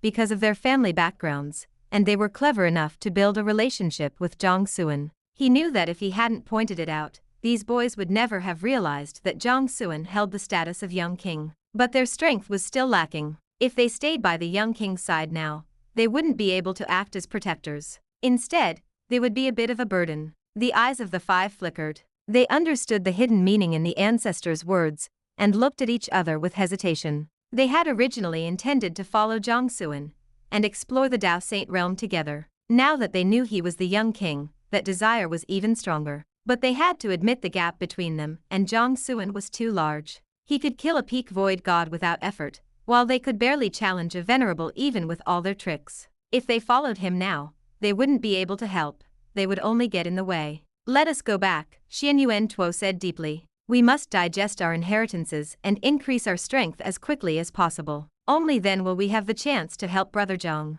The elder looked at him from the corner of his eye and smiled slightly. This descendant of his actually had some wisdom. The other four were stunned for a moment, but then realized what Tuo meant. Their expressions changed to ones of surprise. Was Tuo truly wise beneath his blunt exterior? If they stubbornly followed Jiang Xuan now, the friendship they had worked so hard to build might be wasted. In the future, they would only be able to call him Young King instead of Brother Jiang. The difference was obvious. The four nodded firmly and clasped their hands to bid Jiang Xuan farewell. Brother Jiang, if you have need of us, just call. We will help with everything we have. Jiang Xuan smiled and nodded. He was actually quite happy. If the world were filled with people like Ming Fan and Lu Fengqi, he would never be lonely. The prosperity of the human race was only a matter of time. Soon, the elder Xian Yuan departed with the five. The remaining geniuses of Xiantian, such as Wang Xiaoxi and Ji Changkong, also bowed to Jiang Xuan, addressing him as Young King before taking their leave. Whether they understood the title or not, they could guess its weight from the way the Xian Yuan ancestor had acted. They knew they did not have the status to request to follow him, so they had to return to their sects and report, letting their organizations show their loyalty or goodwill. Only then did Nangang Kingshi approach Jiang Xuan with the 30 remaining disciples. Greetings, Master Jiang. My ancestor King Yun asked me to pass on a message. When you travel to the Dao Saint realm, please visit our Nangang family. We will treat you with the same prestige as our young clan leader, Nangang Minjiao, and provide you with every assistance. Young clan leader? Jiang Xuan was startled. Since when did Minjiao become the young clan leader of your Nangang family? Master Jiang might not be aware, but the great Gan of Xiantian and the Nangang family are our ancestral bloodline. Since Nangang Minjiao has ascended the throne of Great Gan, she is naturally the young clan leader of our family, Nangang Kingshi explained with a light smile. Behind him, Nangang Hekang and Nangang Hekwang looked surprised, but did not dare to ask. When did Nangang Minjiao become the young clan leader? They had no idea. Nangang Kingshi warned them with a mental transmission to keep their mouths shut. Ancestor King Yun had told him to help Jiang Xuan at all costs and build a friendship, acting as he saw fit in an emergency. He wasn't strong enough to force his way into Jiang Xian's inner circle, so he had to use the ancestor's words and the connection with Nangang Minjiao to bridge the gap. As for the original young clan leader of the family, he trusted the ancestor would handle that. Chapter 466. Who has an objection? Stand forward. Nangang Kingshi led the disciples of the Dao sect through the spatial tunnel, returning to the Dao Saint realm. The pavilion master of Fixian Pavilion approached with a trace of hesitation. He slowly handed the Dao talisman for the Heavenly Will slot to Jiang Xuan, his voice filled with wonder. When exactly did you achieve the status of Young King? Jiang Xuan smiled but offered no direct answer. Instead, he asked, how do I travel to the Dao Saint realm? Seeing that Jiang Xuan preferred silence on the matter, the pavilion master tactfully dropped the subject. It is simple, he replied. Thousand Boundary City has established spatial tunnels between the Xiantian realm and the Dao Saint realm. I can activate one for you. Whenever you are ready, you may depart. Jiang Xuan nodded. Deep within his eyes, a flash of coldness flickered. The Qin family, your time is running out. At that moment, Zhang Hong spoke up to take his leave. I must leave Xiantian to reclaim the treasures and opportunities of my past life. I also need to settle the lingering karma from that time. I likely cannot travel to the Dao Saint realm with you. Jiang Xuan nodded. When do you leave? Now. So soon. Jiang Xuan was startled. Zhang Hong gave a bitter laugh and added jokingly, I have no choice. Staying by your side provides far too much pressure. Jiang Xuan smiled and returned the jest. Without me, you would have lost your divine bones entirely. Zhang Hong was left speechless. That sounded strange. If it weren't for you, would the clan elders have even tried to steal my bones in the first place? But on second thought, he realized he had no rebuttal.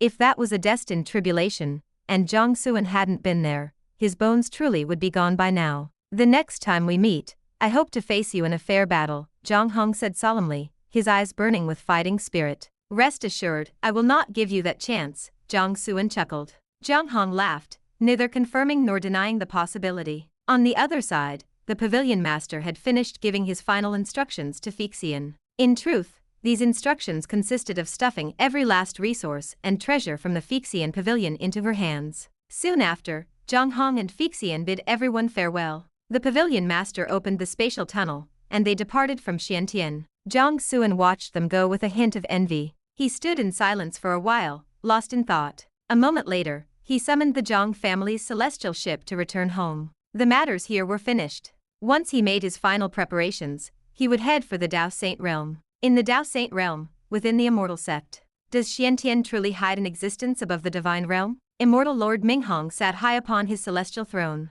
His eyes were narrowed in suspicion. Back in Xiantian, he had clearly sensed a surge of killing intent, and the strength of that individual was certainly not inferior to his own. It was baffling and more than a little worrying. How could a place as barren as Xiantian, where even reaching the divine realm was difficult, host someone of that caliber? The waters of Xiantian were deeper than he had imagined. To avoid any accidents, he had suppressed the urge to strike Jiang Xuan down personally. That was Suanation's territory, protected by the Xiantian Heavenly Will. Although he did not fear the Heavenly Will, he did not wish to provoke it recklessly. After a moment's thought, the Immortal Lord issued a celestial decree to the entire sect. Every disciple and subordinate force under the Immortal Sect, regardless of cultivation level, is to patrol the Dao Saint realm, intercept and kill Jiang Xuan of the Xiantian realm. The bounty for his head is doubled. The Immortal Sect erupted in excitement. Disciples and allied powers alike began scouring the Dao Saint realm, desperate to be the first to claim the prize. The Dao Saint realm, already plagued by constant conflict, fell into even greater chaos. This move confused neutral powers like the Sword Sect and Thousand Boundary City. They sent scouts to gather intelligence and quickly learned the details of the Dao War. The name Jiang Xuan soon reached the ears of every major power leader. They were astonished. How could a tiny, barren place like Xiantian produce such a genius? Gradually, Jiang Xian's name spread throughout the Dao Saint realm. His fame grew so rapidly it began to eclipse the renowned prodigies who had long established their names. Some geniuses who had already reached the divine realm were displeased. They publicly declared that if Jiang Xuan dared to set foot in the Dao Saint realm, they would personally take his head and seize his heavenly will slot. While the Immortal Sect's bounty caused a massive stir, the Dao Sect, the Immortal Sect's sworn rival, remained strangely silent. They took no countermeasures, and their council of elders made no public statements, appearing almost secretive. This bewildered the neutral factions. The slot Jiang Xuan seized should have belonged to either the Immortal or Dao Sect. His victory was a slap in the face to both. The Immortal Lord's reaction was expected, but why was the Dao Sect so quiet? Was Jiang Xuan one of theirs? That didn't make sense either. If he were a Dao Sect disciple, they would usually retaliate against the Immortal Sect's bounty.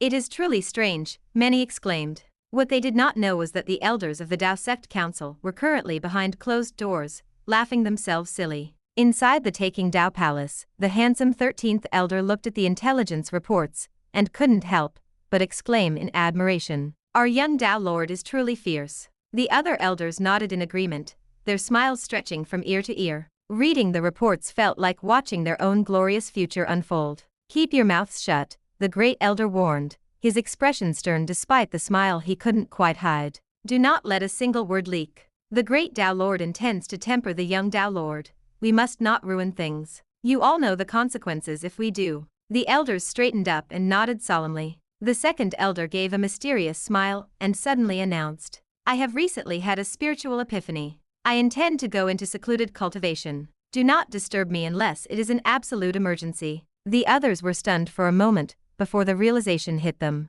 What an old fox. But on the surface, they all began to smile. "What a coincidence," the seventh elder laughed.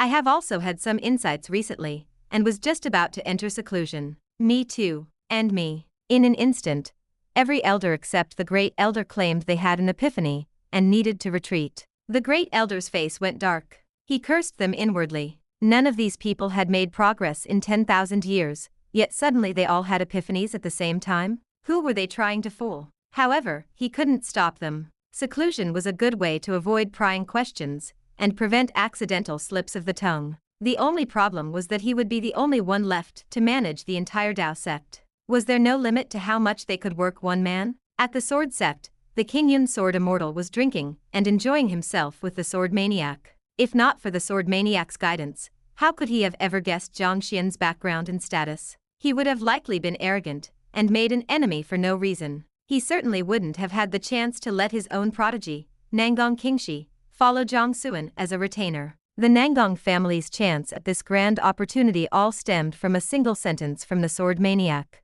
To show his gratitude, the Sword Immortal had brought out the finest jar of wine from his family's treasury, a celestial grade brew. At that moment, Nangong Hekang arrived from Xiantian. He had traveled thousands of miles to reach them. He bowed low and whispered into the Sword Immortal's ear. "What did you say?" The Sword Immortal's eyes, bleary from wine, suddenly snapped wide open. That brat Nangang Kingshi claimed I appointed Nangang Minjiao as the young clan leader. Yes, Nangang Hekang replied respectfully. Inwardly, he was seething. The position of young clan leader belonged to his older brother. How could he let an outsider take it? He knew Kingshi had acted on his own, so he had rushed here to tattle, hoping the ancestor would punish Kingshi and protect his brother's status. That is absolute horseshit. When did I ever say that? The Sword Immortal roared. Nangang Hekang was secretly delighted, but he kept a look of hesitation and grievance on his face. Not only did Nangang Kingshi make wild promises on his own, but he was also incredibly overbearing. He wouldn't let us argue, acting as if he were the master of the Nangang house. The Sword Immortal narrowed his eyes. Something felt off. In his memory, Nangang Kingshi was not that kind of person. What exactly happened during the Dao War? He asked sharply. Nangang Hekang told the whole story. He didn't dare hide anything, as the news was already spreading. Jiang Xuan may be a genius with infinite potential, and being friendly with him is fine, but Kingshi should not have made such promises, Hekang said indignantly. The position of young clan leader is not something to be given away lightly. Ancestor, please punish him as a warning. He failed to notice the look the Sword Immortal was giving him, a look reserved for an absolute idiot. Slap. The Sword Immortal backhanded Nangang Hekang across the face. Hekang clutched his cheek, his face full of disbelief. Ancestor. The Sword Immortal glared at him and shouted, Nangang Kingshi was right. That was exactly my intention. I have appointed Nangang Minjiao as the young clan leader. Do you have a problem with that? Anyone who has an objection can come find me. Let them ask my sword if it can take their heads. Nangang Hekang's mouth fell open in shock. What? Chapter 467. Coming for Nangang Minjiao. King Yun Sword Immortal was terrified that some blind fools within his own clan might be as short-sighted as Nangang Hekang. If they failed to distinguish between fortune and disaster, they would ruin the Nangang family's greatest opportunity. He stopped drinking immediately and dragged Nangang Hekang back to the clan. That night, in the ancestral hall of the Nangang family, King Yun Sword Immortal sat high on the main throne. Several ancestors sat on either side, while the clan head and numerous elders gathered below. The young clan leader, Nangang Qingnian, had been summoned from his secluded cultivation. He arrived full of confusion. Report to the King Yun ancestor. The young clan leader has arrived, a disciple announced from outside the hall. Enter, King Yun Sword Immortal said indifferently. Nangang Qingnian straightened his robes and entered the ancestral hall with a solemn expression. Just as he stepped over the threshold with his first foot. Stop! King Yun Sword Immortal raised his eyes slightly and looked at Nangang Qingnian. His voice was cold. Nangang Qingnian entered the ancestral hall with his left foot first. This is a great disrespect to me. From this day forward, he is stripped of his position as young clan leader. Nangang Qingnian was stunned. What? The Kangsa Star region. The Great True Dragon Realm. This was the home of the Dragon Clan. It was several star regions away from the Dao Saint realm. Even for a saint to cross that distance, it would take several years. Since the Dragon Clan had gone into seclusion at the end of the ancient era, they no longer participated in the struggles for providence among the myriad races. The Great True Dragon Realm was now concealed and sealed by a top-tier sacred array. Without the Dragon Clan's permission, no one could set foot there, not even a saint. On this day, in the ancestral land of the Dragon Clan, the dragon nest spanned hundreds of millions of miles. Among the countless white dragon bones, a streak of mysterious yellow sword chi suddenly rose. It stood between heaven and earth, its sharp edge suppressing the lingering dragon might of the nest. Several supreme power holders of the Dragon Clan were startled from their slumber. They joined forces and only barely managed to suppress this streak of sword chi. In the center of the dragon nest, the place where hundreds of millions of dragon bones lay in prostration, there stood an ancient and solemn 9-layered altar cast from bronze. On the first layer of the altar, the high priest of the Dragon Clan, Aosu, sat in meditation. The supreme power holders who had suppressed the sword chi arrived here. They handed the object emitting the mysterious yellow light to Aosu and asked in a heavy voice, "This fragment of the Xianyuan sword has been suppressed in our ancestral land for ages. Why did it suddenly become restless? What exactly is happening in the outside world?" Aosu took the fragment and examined it. He made a startled guess. For the Xianyuan sword fragment to become restless, it means either the sword spirit has recognized a new master, or its original master has returned. The Xianyuan human emperor fell long ago. It is not that easy to revive. The white-bearded old man at the head of the group instinctively rejected the guess, but he frowned with doubt. The human race has been in decline for nearly 10 million years. Could they truly produce a genius capable of gaining the sword spirit's recognition? The present is different from the past. The humans of this era have the momentum to make a comeback. Details about Jiang Xuan flashed through Ao Su's mind. Jiang Xuan was from the longevity Jiang family and was the father of Highness Jiang Zhao. Naturally, Ao Su had paid close attention to him. The more he learned, the more shocked he became. Such a prodigy, given enough time to grow, would at the very least become a human king. Looking at the signs, the rise of the human race might already be unstoppable. How our dragon clan handles relations with the humans is your business as high priest.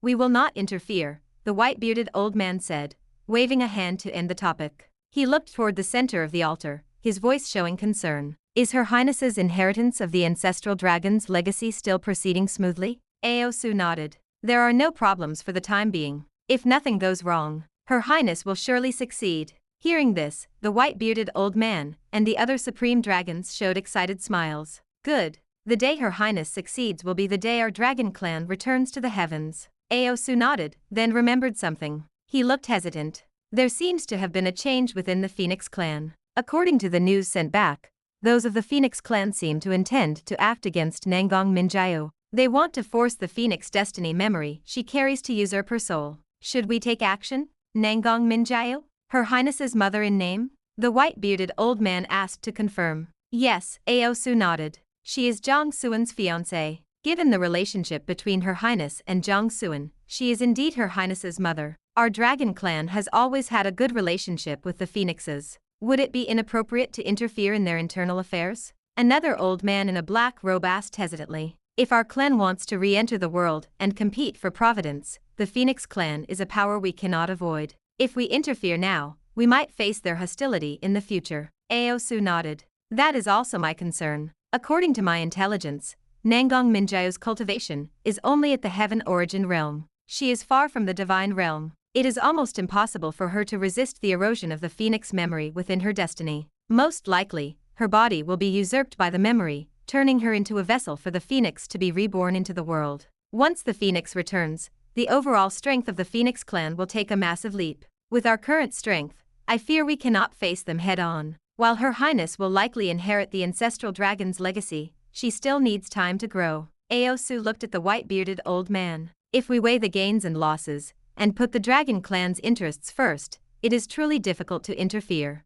But, the white-bearded old man waved his hand, cutting Ao Su off. Say no more. I will personally go to the Phoenix clan. Ao Su immediately understood his choice and nodded. I will deploy our forces. If we provoke the Phoenixes, we will be ready for war at any moment. We know your capabilities, the white-bearded old man smiled. He then turned to the black-robed old man, his smile vanishing. You must weigh gains and losses differently depending on the situation. Since Nangang Minjiao is Her Highness's mother in name, and she is in trouble, we cannot stand by once we have the news. Whether we can save her is one thing. Whether we try is another. Her Highness is a pure-blooded true dragon, the only hope for the prosperity of our clan. There must be no mistakes, and there must be no negligence. The black-robed old man immediately realized his mistake. He bowed his head and apologized sincerely. My vision was narrow. The white-bearded old man nodded and said nothing more. He transformed into his true form and flew out of the dragon nest, heading toward the Phoenix clan, through a spatial tunnel. At that time, in the Fuyan Star region, which was adjacent to the Kangsu Star region and governed by the Phoenix clan, in the heart of the Star region lay a towering world of fire. The flames were endless, burning fiercely as the rules of the Tao of Fire surged like waves in all directions. The Great Phoenix Realm, the ancestral land of the Phoenix clan. As one of the top powers in the heavens, even in seclusion, their reputation remained untarnished. No one dared to provoke them. In fact, anyone entering the Fuyan Star region usually had to report their arrival in advance, or they would face mortal danger. But today, a different scene unfolded. A scroll of Taoist scripture, as majestic as a divine mountain, spanned across the Great Phoenix realm. An ancient, profound aura weighed down upon the vast void. Seated upon the scripture was a man wearing a Taoist robe. The experts of the Phoenix clan were enraged. Several supreme power holders stepped forward, surrounded by the laws of fire. Their auras were as bright as torches, incinerating the surrounding void. Which insignificant fool dares to trespass into our Phoenix ancestral land? Do you have a death wish? The leader of the group, First Elder Nai Kaiabei of the Phoenix clan, shouted coldly at the man on the scripture. The Taoist man raised his eyes. A light of the Dao shot out like a rainbow, illuminating the boundless, dark void around the great Phoenix realm. He looked at them and gave a faint smile. Jiang Xuan, the great Dao Lord of the Dao Sect, has come for Nangong Minjiao. Chapter 468. If I fail to wipe you out, I lose. The Dao Sect. Bei frowned. What power was this? Why had he never heard of them? With a wave of his hand, he summoned the Heavenly Mechanism Dial, the device used by the Phoenix clan to record intelligence. After a brief search, he found only basic data on the Dao Sect. The Dao Hong Star region? The Dao Saint realm? Bei scrutinized the great Dao Lord before his lips curled into a disdainful sneer. A small power from a border star region dares to come to my Phoenix clan to shout? You dare to interfere in the internal affairs of the Phoenix? You have quite the nerve. His words transformed into the voice of the Dao, accompanied by supreme saintly might. The pressure shattered the dark void, and sent terrifying surges of rules cascading forward like a roaring tide toward the great Dao Lord. The great Dao Lord remained calm, his expression untroubled. The Taoist scripture beneath him radiated a brilliant light. As the light passed, the saintly might and the surging rules were smoothed away, as if they had never existed. I come with sincerity. The great Dao Lord raised his eyes to Bei and spoke softly.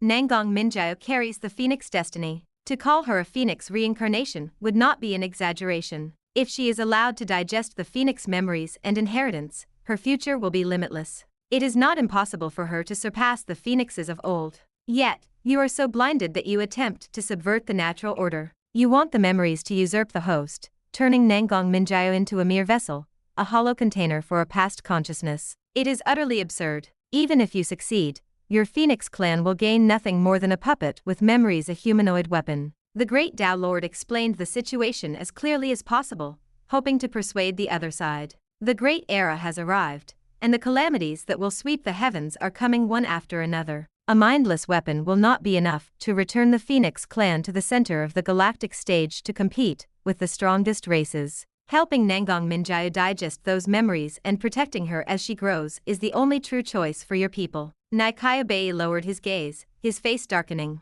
Who exactly are you? How can you know the internal affairs of my clan so intimately? The Phoenix clan had lived in seclusion for nearly 10 million years. Not only was the great Phoenix realm sealed, but the entire Fuyan Star region had been locked away from outsiders. It was impossible for a commoner to know their secrets. Yet this man, this so-called great Dao Lord, had appeared silently at their gates and possessed absolute knowledge of Nangong Minjiao and the Phoenix destiny. Where did he come from? Furthermore, his strength was not weak. He had clearly spent over 1 million years refining his power in the Saint realm. The Dao Hong Star region was a remote place, and the Dao Sect was unheard of. How could such an impenetrable figure emerge from there? The great Dao Lord shook his head and laughed. My identity is not important. What matters is the choice of the Phoenix clan. Nangong Minjiao must not be harmed.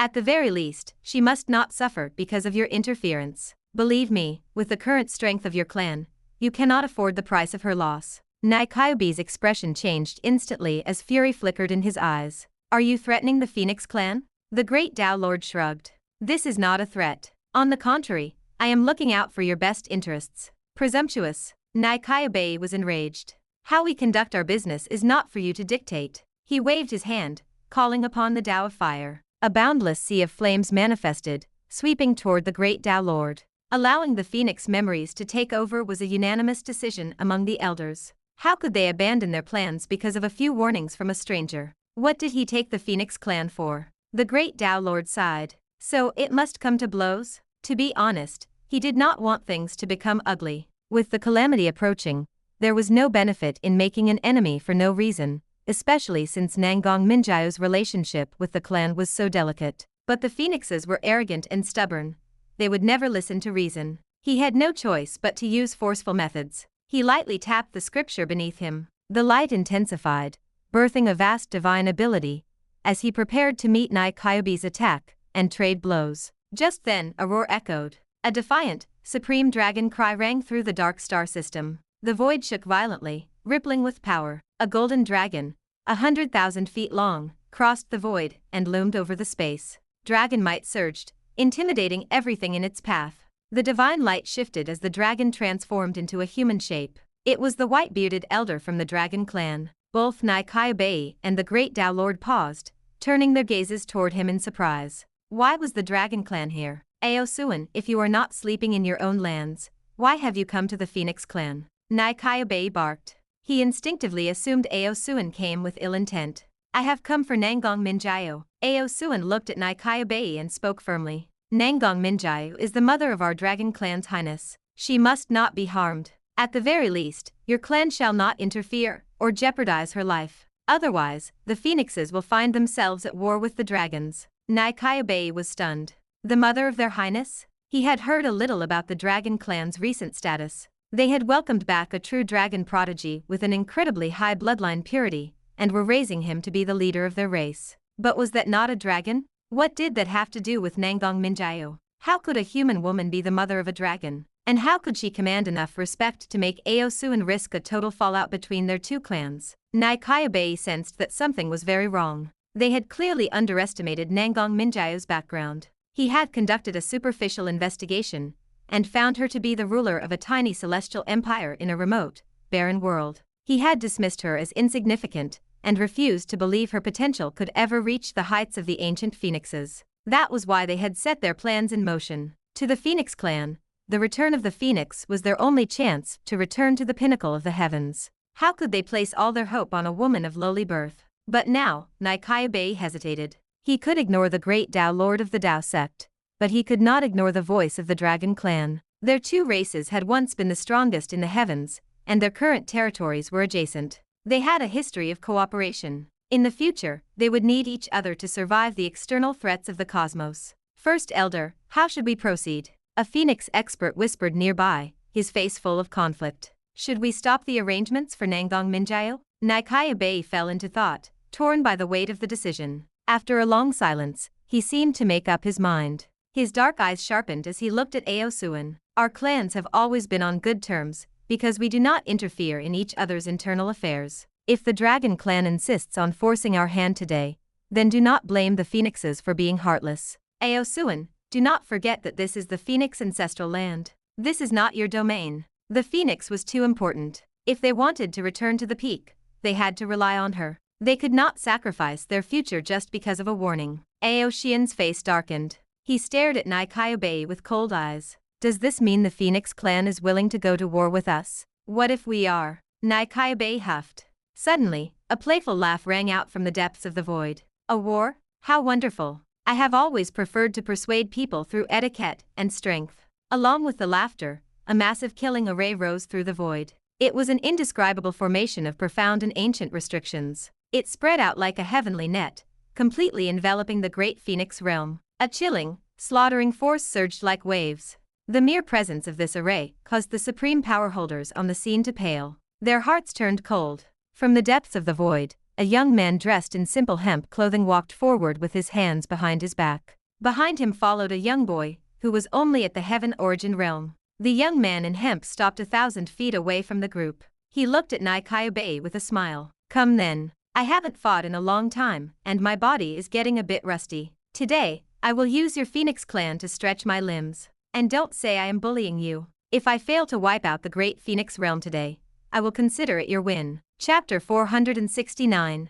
Why did you not say it was the Jiang family earlier? Nai Kayabei was stunned. There were more? What was happening today? As the domain governed by the Phoenix clan, the Fuyan Star region was a place where even the strongest races of the heavens rarely dared to tread. Yet today, uninvited guests had arrived one after another to cause trouble at the gates of the great Phoenix realm. Most unsettling of all was that the Phoenix clan had not sensed their approach in the slightest. This colossal array had been laid right over their ancestral home without warning. Judging from the scale of the formation, the strength of the young man in hemp clothing was likely far superior to Nai Kayabei's own. And who might you be? Nai Kayabei stared fixedly at the young man, his voice heavy with caution. I am just a minor figure, hardly worth the attention of the Phoenix First Elder, the young man replied with a wide grin. It is nothing major. I am simply here for Nangong Minjayo. But since your Phoenix clan seems determined to follow this dark path to the end, I suppose we should trade a few blows.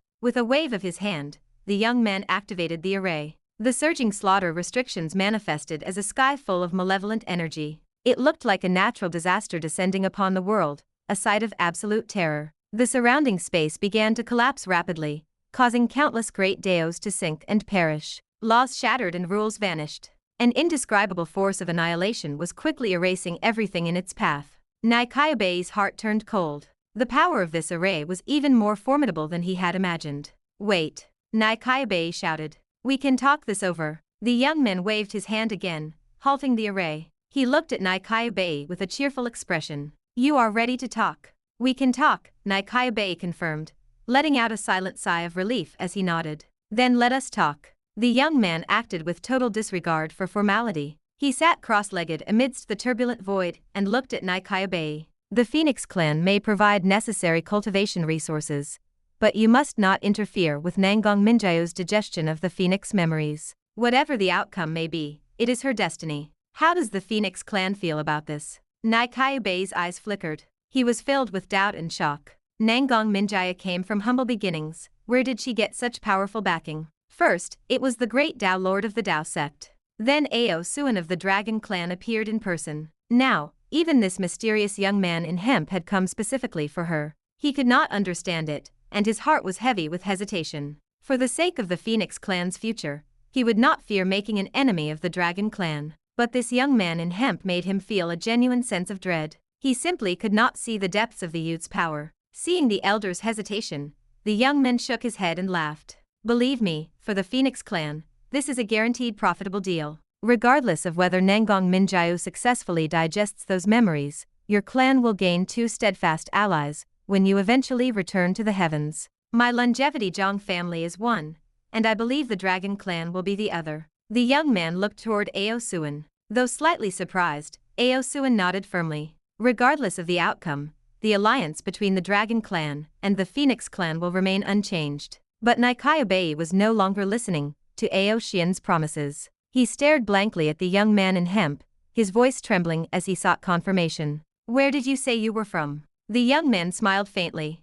The longevity Jiang family. The longevity Jiang family? The Jiang family of the 8 great royal families? That is the one, the young man confirmed. Are you certain? Nikaibei's heart hammered in his chest as he asked once more. The young man laughed. In all the myriad realms of the heavens, who would be suicidal enough to impersonate a member of the Jiang family? Nikaibei fell silent, his mind racing with shock. To himself, he cursed. It really is the longevity Jiang family? How could Nangang Minjayo have such a background? Why did no one say so earlier? That was the Jiang family of the 8 great royal families. He knew all too well how powerful they once were. Even at the height of the Phoenix clan's prosperity, they could not have shaken the royal families in the slightest. It was true that the 8 great royal families had declined toward the brink of extinction after the ancient war, and their traces were rarely seen in the heavens. However, the strength of the young man before him proved everything. The royal families had merely faded from view. Their power had not diminished much at all. Wait a moment. Nikaibei's expression froze as he turned his gaze toward the great Dao Lord. Are you also a member of the Jiang family? The great Dao Lord nodded. Nikaibei felt like screaming. Why did you not say so? If you had simply announced you were from the Jiang family, we could have avoided all of this. After a long silence, Nikaibei finally spoke in a deep voice. The Phoenix clan guarantees, we will not forcibly interfere with Nangang Minjayo's digestion of the Phoenix memories. The Phoenix experts standing nearby looked at each other with helpless and dejected expressions. This was the reality of the cultivation world. Whoever had the bigger fist held the ultimate right to speak. Even a race as powerful as the Phoenix clan had to bow before absolute strength. It would have been better if you had acted this way from the start, the young man in hemp chuckled. With a wave of his hand, he withdrew the array covering the great Phoenix realm. He nodded to the great Dao Lord, and then led the young boy at his side through the void, vanishing instantly. Ao Suan watched the young man depart, his eyes shimmering. He felt a secret sense of relief that he had made the right choice. Otherwise, there was no guarantee his dragon clan would not have ended up like the phoenixes threatened by overwhelming force. Nikaibei, you should be glad you made the right decision in the end, Ao Suan said. Believe me, your Phoenix clan will benefit from this for the rest of your lives. In his heart, he added that the same was true for the Dragon Clan. It was a warning to himself. Then, Ao Suan reverted to his true form and soared through the void. The main reason he had come so decisively was the relationship between their highness and Nangang Minjayo. The secondary reason was that High Priest Ao Su had mentioned that the father of their highness was a member of the Longevity Jiang family. He had kept that fact close to his heart. He dared not forget the reputation of the 8 great royal families. Now it seemed his choice was incredibly wise. Someone from the Jiang family had indeed arrived, and their strength was immeasurable. The great Dao Lord watched the young man in hemp depart with narrowed eyes. He was somewhat surprised.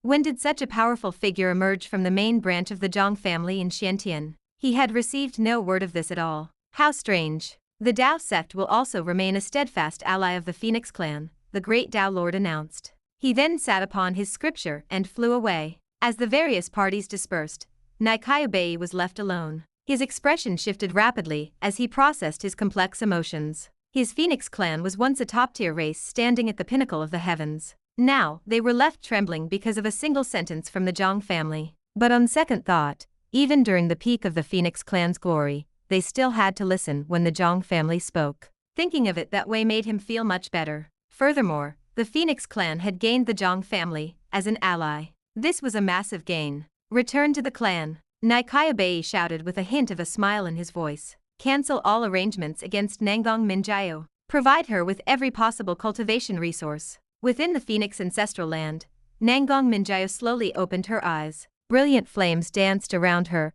as she sat enveloped within a massive, shimmering phantom of a phoenix. Jiang Xuan, wait for me. Chapter 470. An arrogant old man bows before the peak. At the Jiang family estate, Jiang Xuan was busy processing and summarizing the gains he had secured within the Apocalypse Sword Tomb. The primary treasure was, of course, the fragment of the Xianyuan sword. By forging a sword heart and earning the recognition of the fragment, he had been able to command the seals left by the Xianyuan human emperor with ease, suppressing the Rakshasa Heavenly Will in a single stroke. To his surprise, this fragment contained the sword spirit of the Xianyuan sword itself. However, because the original blade had been shattered, the spirit was severely damaged and extremely weak. After acknowledging Jiang Xuan as its master, it had immediately fallen back into a deep slumber, much like the spirit of that stubborn Zhuangzi seal. Fortunately, the sword spirit had managed to transmit a wisp of mysterious yellow sword chi to him before fading out. Through this energy,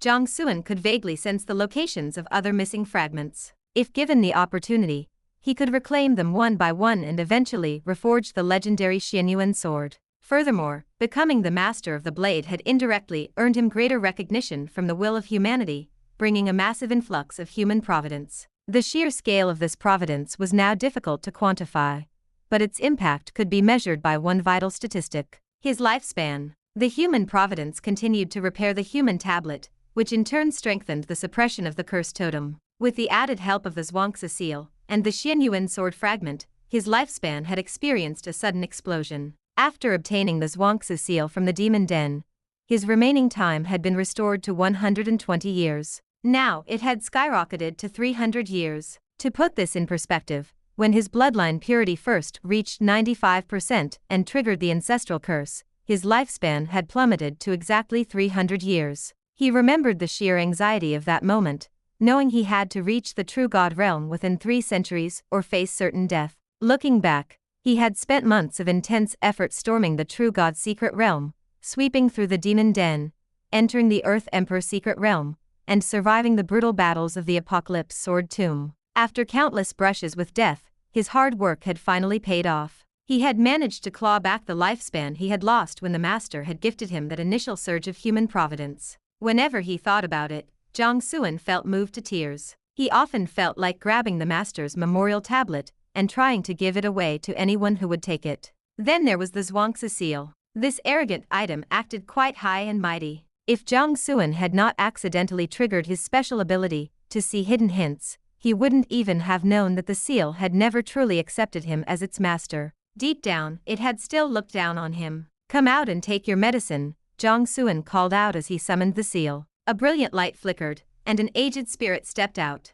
He wore a white robe and possessed a long white beard, looking every bit like a transcendent immortal. "This old one greets the master," the spirit said flatly. He did not bow, nor did he offer a smile. His demeanor was detached, as if he viewed Jiang Xuan as nothing at all. "Why did you not help me in the Apocalypse Sword Tomb?" Jiang Xuan asked. As the weapon of the human emperor Zhuangzi, the seal shared a close connection with the Xianyuan sword. According to the Xianyuan sword spirit, if the Zhuangzi spirit had simply stepped forward, it could have awakened the seals immediately. This would have bypassed all the complications. "As the young king of humanity, it is only right that you do things yourself," the spirit replied slowly. The sword tomb was the perfect place for you to temper your resolve. Had I intervened, it would have been like pulling on a sprout to help it grow. It would have offered no benefit to your path. I act out of total sincerity for your future. Please, do not misunderstand my intentions. Jiang Xuan was stunned by the old man's sheer audacity. He laughed in frustration. Because you refused to act,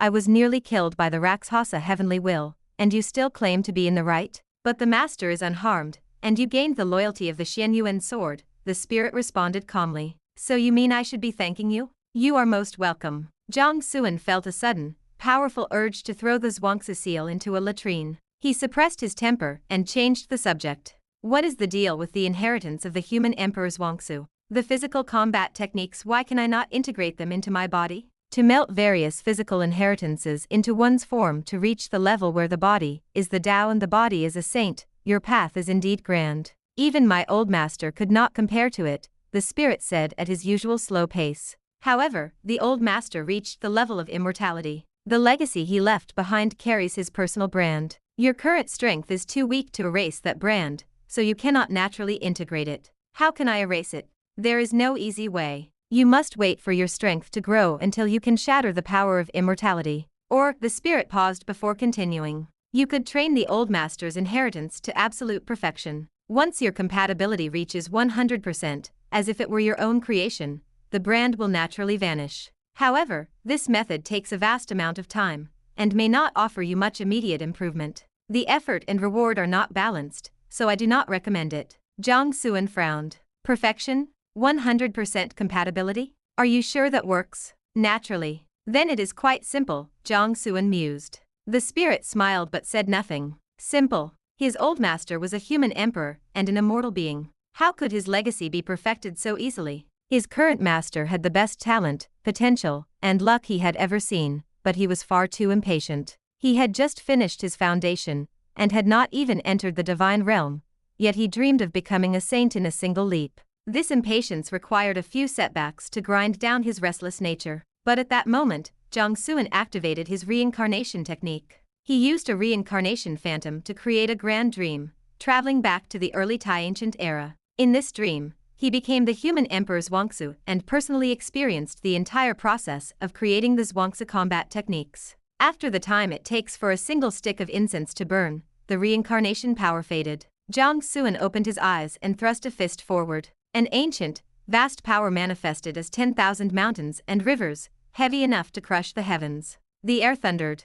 The spirit's eyes went wide. It was already perfected? How was that possible? This was the old master's primary technique. Even without the support of the true intent, it was equal to the highest tier of a quasi-emperor inheritance. How could he master it in the time it took to burn a stick of incense? The spirit fell silent. He began to question if he had placed himself on too high a pedestal. Meanwhile, Jiang Xuan struck while the iron was hot, melting the Zhuangzi combat techniques into his body, and pushing his physical strength to a new level. Half an hour later, he stopped his cultivation. His body now radiated a majesty as immovable as the earth, with the faint silhouettes of mountains and rivers shimmering on his skin. His aura was terrifying, making anyone near him feel as small as if they were looking up at a divine peak. Congratulations, Master. I am overjoyed for you, the spirit said, quickly putting on a flattering smile. You certainly change your tune quickly, Jiang Xuan laughed. He didn't bother talking to the old man any further. With a thought, he pulled the spirit back into the seal,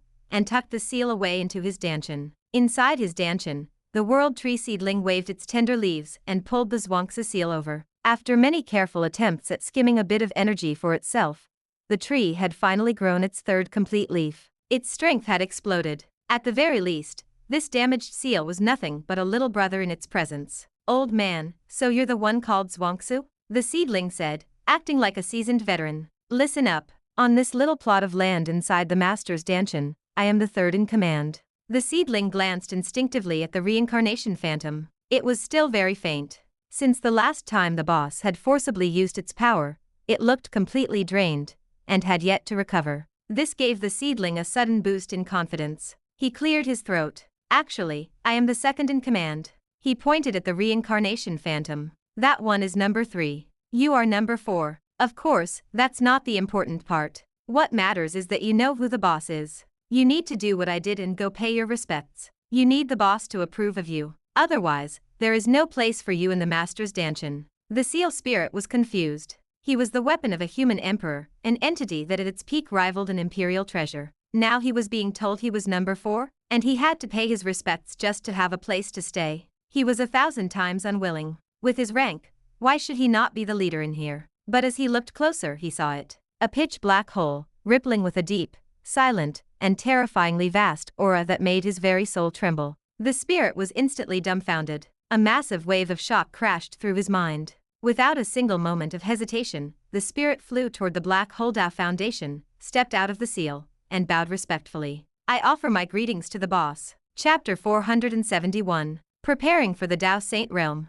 1 hour later, Jiang Xuan finished the initial integration of the Zhuangzi combat techniques into his physical form, and turned his attention to his other gains. The most direct achievement was the successful forging of a sword heart. It was no exaggeration to say that his attainment in the way of the sword had reached the level of a sword saint. This was a staggering realization, considering his actual cultivation remained at the peak of the Dao fusion realm. Jiang Xuan found himself marveling once more at the terrifying sword talent inherited from his father. To some extent, even his cheat-like abilities seemed secondary in comparison. This massive leap in sword comprehension translated directly into combat power, giving him the distinct feeling that he could now hold his own against a true god. Of course, he would need a real battle to confirm exactly where he stood. His second major gain was the further elevation of his physical body. During his time in the Apocalypse Sword Tomb, he had used the malevolent sword chi to temper his form, allowing various legacies to melt into his flesh. By a stroke of luck, he had stumbled onto an alternative path to physical sainthood. Surprisingly, this path was proving much smoother than he had anticipated. By the time he left the Sword Tomb, his body was already strong enough to trade blows with a Heavenly Venerate. Now, with the preliminary integration of the Zhuangzi techniques, his physical strength had surged again, likely putting him on par with a false god very soon. Reflecting on the process of melting his sword intent into his form, Jiang Xuan realized that his goal of proving one's own Dao followed the same logic as his supreme Dao foundation. By fully integrating his Dao, his physical body, his soul, and his foundation, he could complete the process of self-validation. This would allow him to bypass the traditional god realm that blocked so many living beings, and leap directly into the saint realm to achieve longevity. Currently, his progress in the way of the sword was complete. His physical body was advancing steadily, and his soul was following a similar trajectory of melting various techniques into itself. The only mystery remained the Dao Foundation. The Dao Foundation was the bedrock of his entire cultivation and realm. How was he supposed to melt that? His case was particularly strange because the ancestral inheritance had transformed his foundation into an unfathomable black hole. With no clear precedent to follow, he had no idea where to even begin the integration. There is no rush, Jiang Xuan planned silently. I will finish the physical and soul integration first. I can look into the foundation when the time comes. Having summarized his growth, he concluded that his combat strength had skyrocketed once more. It was no boast to say that within the void god realm, he was invincible. At that moment, the human tablet flew out from between his eyebrows. It radiated an ancient glow and a vast, surging aura. The spirit of the human tablet stepped forth. Thanks to the massive increase in human providence Jiang Xuan now carried, the tablet was nearly 50% repaired. This had caused a significant change in the spirit. Though she was a spiritual entity, she appeared increasingly real and vibrant.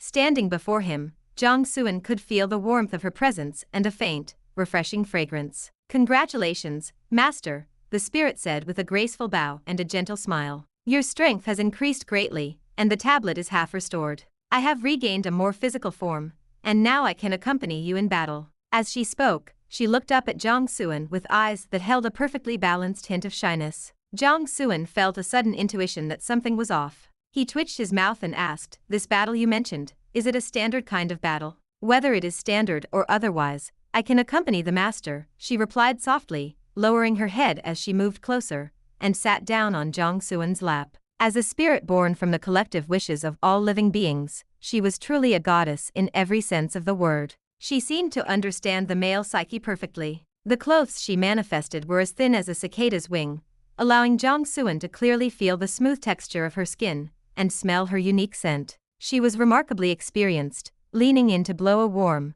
lingering breath against his earlobe. Jiang Xuan felt a wave of numbness wash over him. His body stiffened as primitive instincts took hold. No man could easily resist such a stark contrast in personality. The spirit of the human tablet possessed the most beautiful face and perfect figure, wrapped in a temperament as gentle as a celestial maiden. To see such a divine being, usually meant to be worshipped from afar, suddenly becoming so fervent and submissive was a trial for anyone's resolve. Jiang Xuan admitted to himself that he was a mortal man. He couldn't simply remain unmoved. His internal moral compass was swinging wildly. "Master," the spirit whispered shyly into his ear. Jiang Xuan was reaching his limit. But right then, a voice cut through the air. "Kid, someone is looking for you." Zhang Changshao's voice appeared at the worst possible time, followed immediately by the man himself stepping out of the void. He froze the moment he saw the scene. After a long, awkward silence, Zhang Changshao beat a hasty retreat. "My apologies. Please, carry on."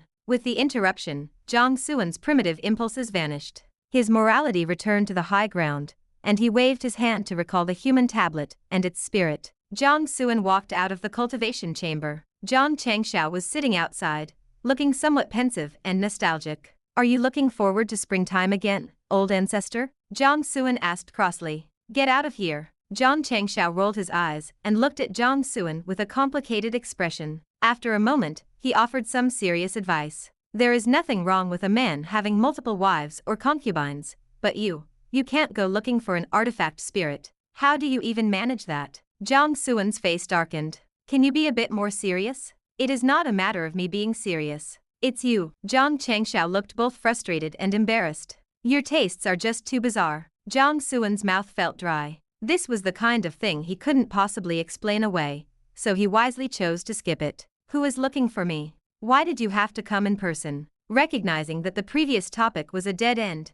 Zhang Changshao set it aside. "It is Bei Qing, the master of Nangang Minjiao." "Bei Qing?" Jiang Xuan's eyes narrowed in surprise. He knew the details of Nangang Minjiao's coronation. The most peculiar part of that day was Bei Qing. Before the event, the man had been stuck at the half-step venerate level for years without progress. Yet on that day, he had appeared with the terrifying power of a peak celestial god, shocking everyone. The Earth Emperor had discussed this with Jiang Xuan, explaining that Bei Qing's situation was unique. He had originally been chosen by human providence as a hope for the future, but destiny is hard to change. He had ultimately made a deal with a saint, inheriting everything that saint possessed. It was a blessing and a curse. He gained unprecedented power, but the price was that he would likely never advance again. What could he want with me? Jiang Xuan wondered. He flew toward the ancestral hall. Inside the hall, the great elder was entertaining Bei Qing. Upon Jiang Xuan's arrival, Bei Qing stood up, appearing unexpectedly restrained.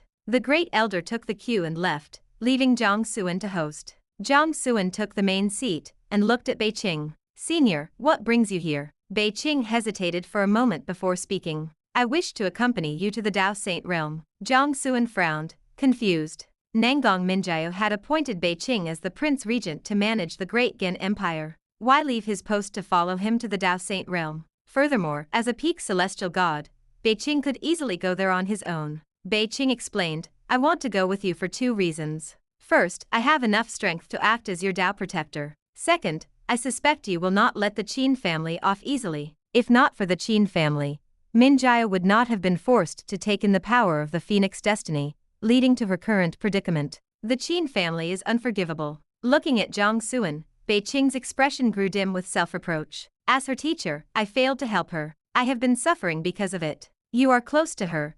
Protecting you is the only thing I can do for her now." Jiang Xuan looked at Bei Qing for a long moment before nodding. "Very well. Return to Great Gan, and make the necessary arrangements. We depart for the Dao Saint realm in 3 days. Chapter 472. Never again the same as a youthful journey. After Bei Qing left, Jiang Xuan began making preparations for his trip to the Dao Saint realm. He had 2 primary objectives. First, he intended to wipe out the Qin family. Second, he planned to use the Heavenly Dao slot in his possession to see exactly what the opportunity for sainthood entailed. Destroying the Qin family was his main priority. The chance at sainthood, by contrast, felt somewhat secondary. His path to that rank differed from most cultivators, and a traditional opportunity might not even be useful to him. However, toppling the Qin family would be no simple feat. In terms of top-tier combat power, they were still lacking. It was impossible for a clan like the Qin to rely on a single god sovereign like Qin King Dao. Lost in thought, Jiang Xuan returned to the Divine Mountain. He summoned Jiang Qingtian and the ancestor Jiang Changshao.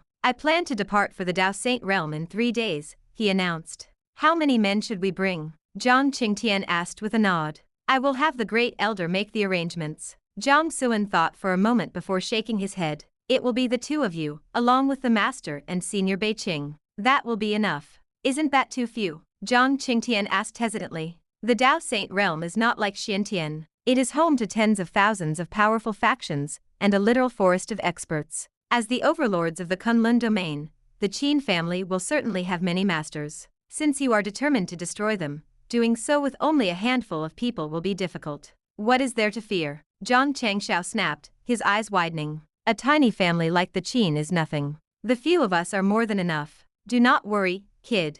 With me there, not a single member of that family will escape. Both Jiang Qingtian and Jiang Xuan glanced at him, surprised by his confidence. Quite arrogant, aren't we? Jiang Xuan teased. I have every right to be. Jiang Changshao chuckled. I never boast. Within the true God realm, I am invincible. Jiang Xuan's face darkened instantly. And what about the celestial gods? We have Beiqing for that. That kid is at the peak of the celestial god realm. Dealing with others at his level will be as easy as turning over his hand. And a god sovereign? Jiang Changshao blinked, stunned. What? The Qin family has a god sovereign? Jiang Xuan and Jiang Qingtian both looked away, speechless and exasperated. The Qin family is the hegemon of an entire domain. How could they not have a god sovereign? The fallen Qin King Dao might not even have been their strongest, Jiang Qingtian scolded, glaring at the ancestor. Didn't you inherit the master's legacy and study the path of caution? Since when did you become so flashy? There is no contradiction, Jiang Changshao argued. I stay cautious, and that is why I am invincible among true gods. Jiang Xuan felt a flicker of curiosity. And what if you don't stay cautious? Then I am still invincible, Jiang Changshao declared with pride. Jiang Qingtian turned his head away, unable to look at him. He felt embarrassed to be associated with such a man. Don't tell people I am your senior brother when we are outside, he muttered coldly. Jiang Xuan was amused by the exchange. Ancestor, spring hasn't arrived yet. Don't be so restless. You should focus on your health. It would be embarrassing if you had to sharpen your spear at the very last second. He placed extra emphasis on the phrase sharpening your spear. The double meaning was lost on no one. Jiang Qingtian struggled to maintain his composure and keep from laughing out loud. Jiang Changshao's face turned as black as soot. He glared at Jiang Xuan and gave a cold, thin smile. You've grown quite bold lately, kid. Have you forgotten that I still hold a certain secret of yours over your head? Jiang Xuan's smile vanished instantly. His face mirrored the ancestor's dark expression. Jiang Qingtian looked between the two of them, deeply curious about what secret dealings they were hiding from him. Soon after, the two ancestors left to make their final preparations. Jiang Xuan entered the main hall to check on the master's progress. The ruins of the Jixia Academy remained here, and his core team had been staying on the mountain to study and cultivate under the master's guidance. He walked into the deepest part of the ruins. In the grand hall, the air was thick with the aura of literature and scholarship, feeling like a vast sea of books. The master was currently meditating, surrounded by a vibrant glow of life force. Jiang Xuan stood to the side and waited quietly. The scene reminded him of the first time they had met in this very palace. Back then, he was only at the spirit transformation realm, his lifespan withered to a mere 300 years by an ancestral curse. He had been so unsettled that he left the Jiang family alone to seek opportunities in the true God's secret realm. In less than a year, the world had been turned upside down. Both he and the realms around him had changed drastically. Yet, looking around, it felt as though nothing had changed at all. He was in the same palace with the same master, and his lifespan was once again exactly 300 years. Only his state of mind was different. I would buy Osman thus flowers and wine to carry with me, but it is never again the same as a youthful journey, Jiang Xuan murmured as memories flooded back. The vast cultural energy in the hall stirred, manifesting a quiet, ethereal vision. It was the scene from that day when Jiang Xuan had led Jiang Zhao out of the Jiang family home. Father, where are we going? The young girl in the vision asked, clutching his hand. Jiang Xuan laughed softly in the image. I am taking you out to see the world. From that journey, the little girl had received her name, Jiang Zhao. She had become his precious daughter and then, of her own volition, traveled alone to the dragon clan. Jiang Xuan lowered his eyes, feeling a sense of melancholy. The more one experiences, the further the past recedes. Some things feel as close as yesterday, Yet the people and places have changed so much they are now unreachable. At that moment, the black hole foundation in his dantian trembled slightly, releasing a profound aura. The vision created by the cultural energy began to shift strangely. The Jiang Xuan in the image, the one holding the girl's hand, seemed to sense something. He turned his head and looked back. His gaze seemed to pierce through the vision itself, landing directly on the Jiang Xuan standing in the hall. Jiang Xuan was stunned. What was happening? Father, what are you looking at? The girl in the vision asked, shaking his arm. The image of Jiang Xuan retracted his gaze and chuckled. It is nothing. I was just taking a look at my future self, to see what kind of life he is living. The girl tilted her head, confused. How can you see your future self? She asked curiously. What does the future father look like? The image of Jiang Xuan flicked her forehead and laughed. I can't tell you that. If I speak of it, the future might change. Then, the father and daughter walked away step by step until the scene faded. The vision shifted again, showing the royal city. This time, Jiang Xuan was disguised as Jiang Kuiyin using the Heaven's secret technique. He stood among a group of Jiang family geniuses. He reached down to pick up a sword from a fallen youth, and began to cut a path through his enemies. Jiang Xuan watched his past self in silence. Memories surfaced. If he remembered correctly, that fallen youth was named Jiang Xuan, a rogue cultivator, who had worked tirelessly to join the Jiang family. He had been full of passion and ready to make a name for himself, only to die tragically in a sudden upheaval. It was because of Jiang Xuan that Jiang Xuan first touched upon his own path in the way of the sword. Later, he had taken Jiang Xuan's blade into the true God's secret realm to refine his comprehension and eventually realize the sword of humanity. Looking back, his smooth progress back then was likely due to more than just providence. His father's inherited talent had played a massive role. In the vision, the version of Jiang Xuan wearing the Jiang Kuiyin skin finished off the last of his foes. With a familiar, elegant motion, he flicked the blood from his blade. He looked dashing and full of youthful spirit. Suddenly, that Jiang Xuan turned to face the present one and grinned. Have you already forgotten your own sword? Chapter 473. You are Jiang Xuan, and so am I. Jiang Xuan froze. What did it mean to say he had forgotten his sword? He had forged a sword heart and reached the attainment level of a sword saint. He was about to argue, but the words died in his throat. My sword? The sword of humanity. In the vision, the image of Jiang Xuan shook his head and smiled. He dragged his long sword behind him and turned to leave, whispering to himself. Heaven and earth are heartless, they treat all things as straw dogs. You are Jiang Xuan, and so am I. Among these endless living beings, who is not a Jiang Xuan,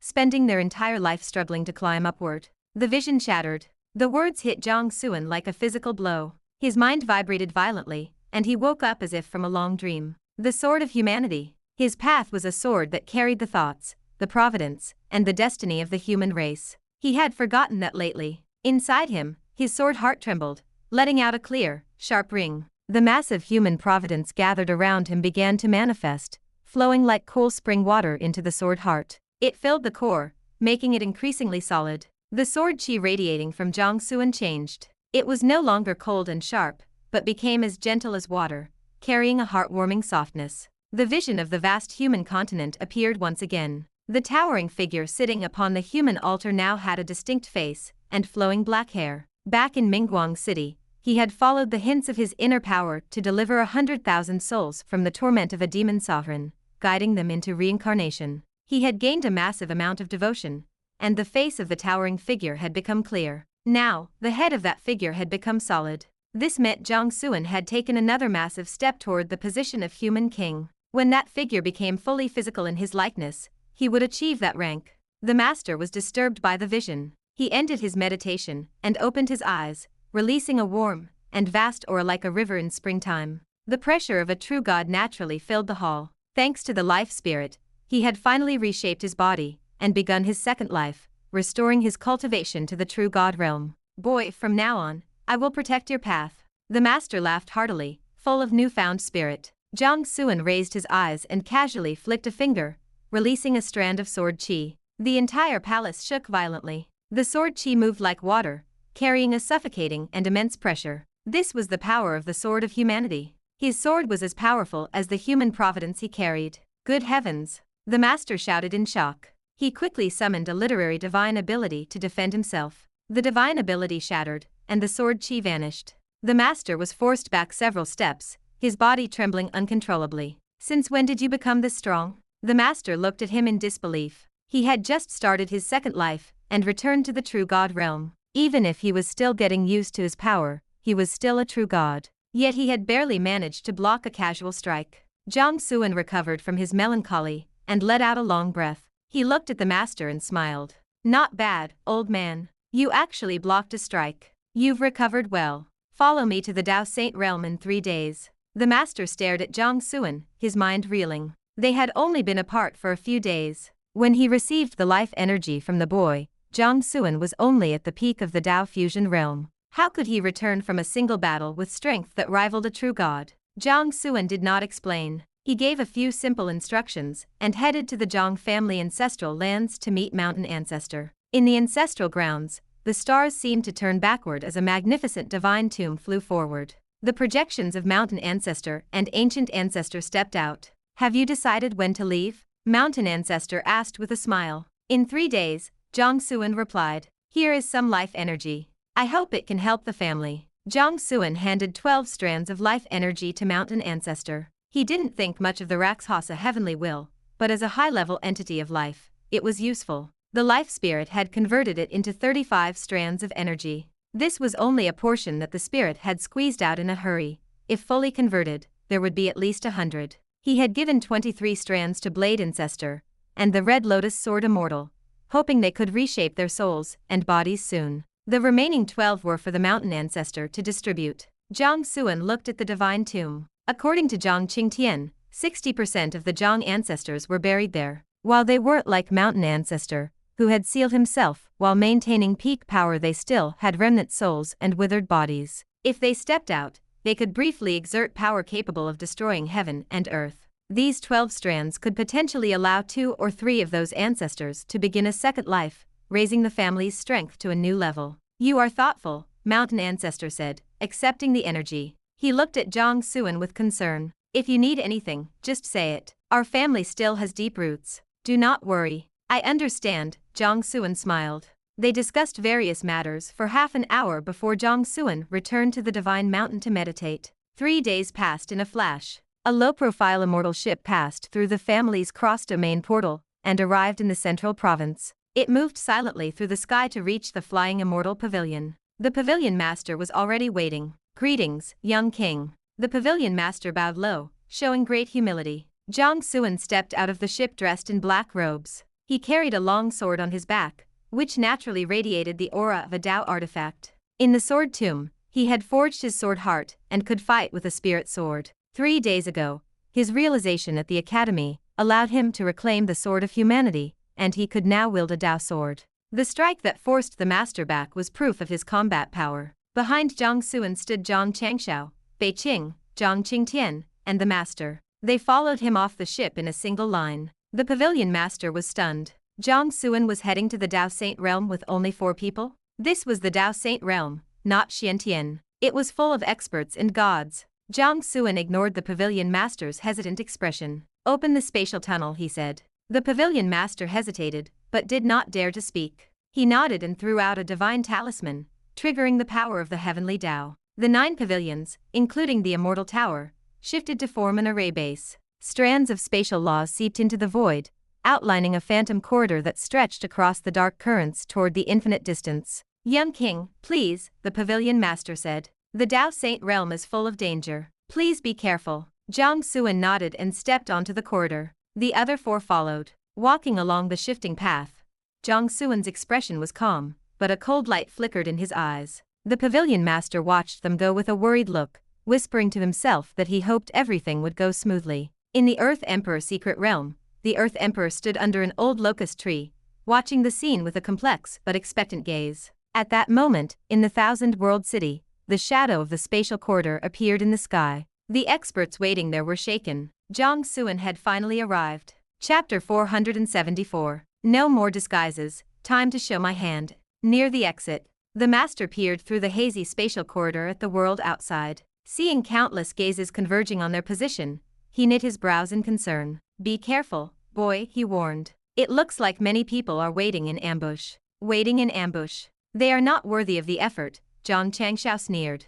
Bei Qing remained silent. He simply summoned his war blade, the edge igniting with a layer of scorching flame energy. Jiang Qingtian glanced sideways at Bei Qing, his expression showing a hint of surprise. As a fellow bladesman, he could clearly sense the depth of the other man's attainment. It was rumored that Bei Qing's current strength was the result of a forced inheritance. If so, why did his mastery of the blade fill Jiang Qingtian with such a sense of dread? It was highly unlikely the man had received a saint's comprehension as part of the deal. Though filled with doubt, Jiang Qingtian set the thought aside. He summoned his own blade and turned to Jiang Xuan. Stay alert. The Dao Saint realm is different from Xiantian. There are no restrictions on the power of the divine realm here. You carry the seedling of the world tree. Even a saint would be moved to act for such a prize. Even if saints do not move lightly, you can be sure there are god sovereigns hidden in that crowd. There is no need to be timid. Just kill them and be done with it, Zhang Changshao countered dismissively. Jiang Qingtian glared at him.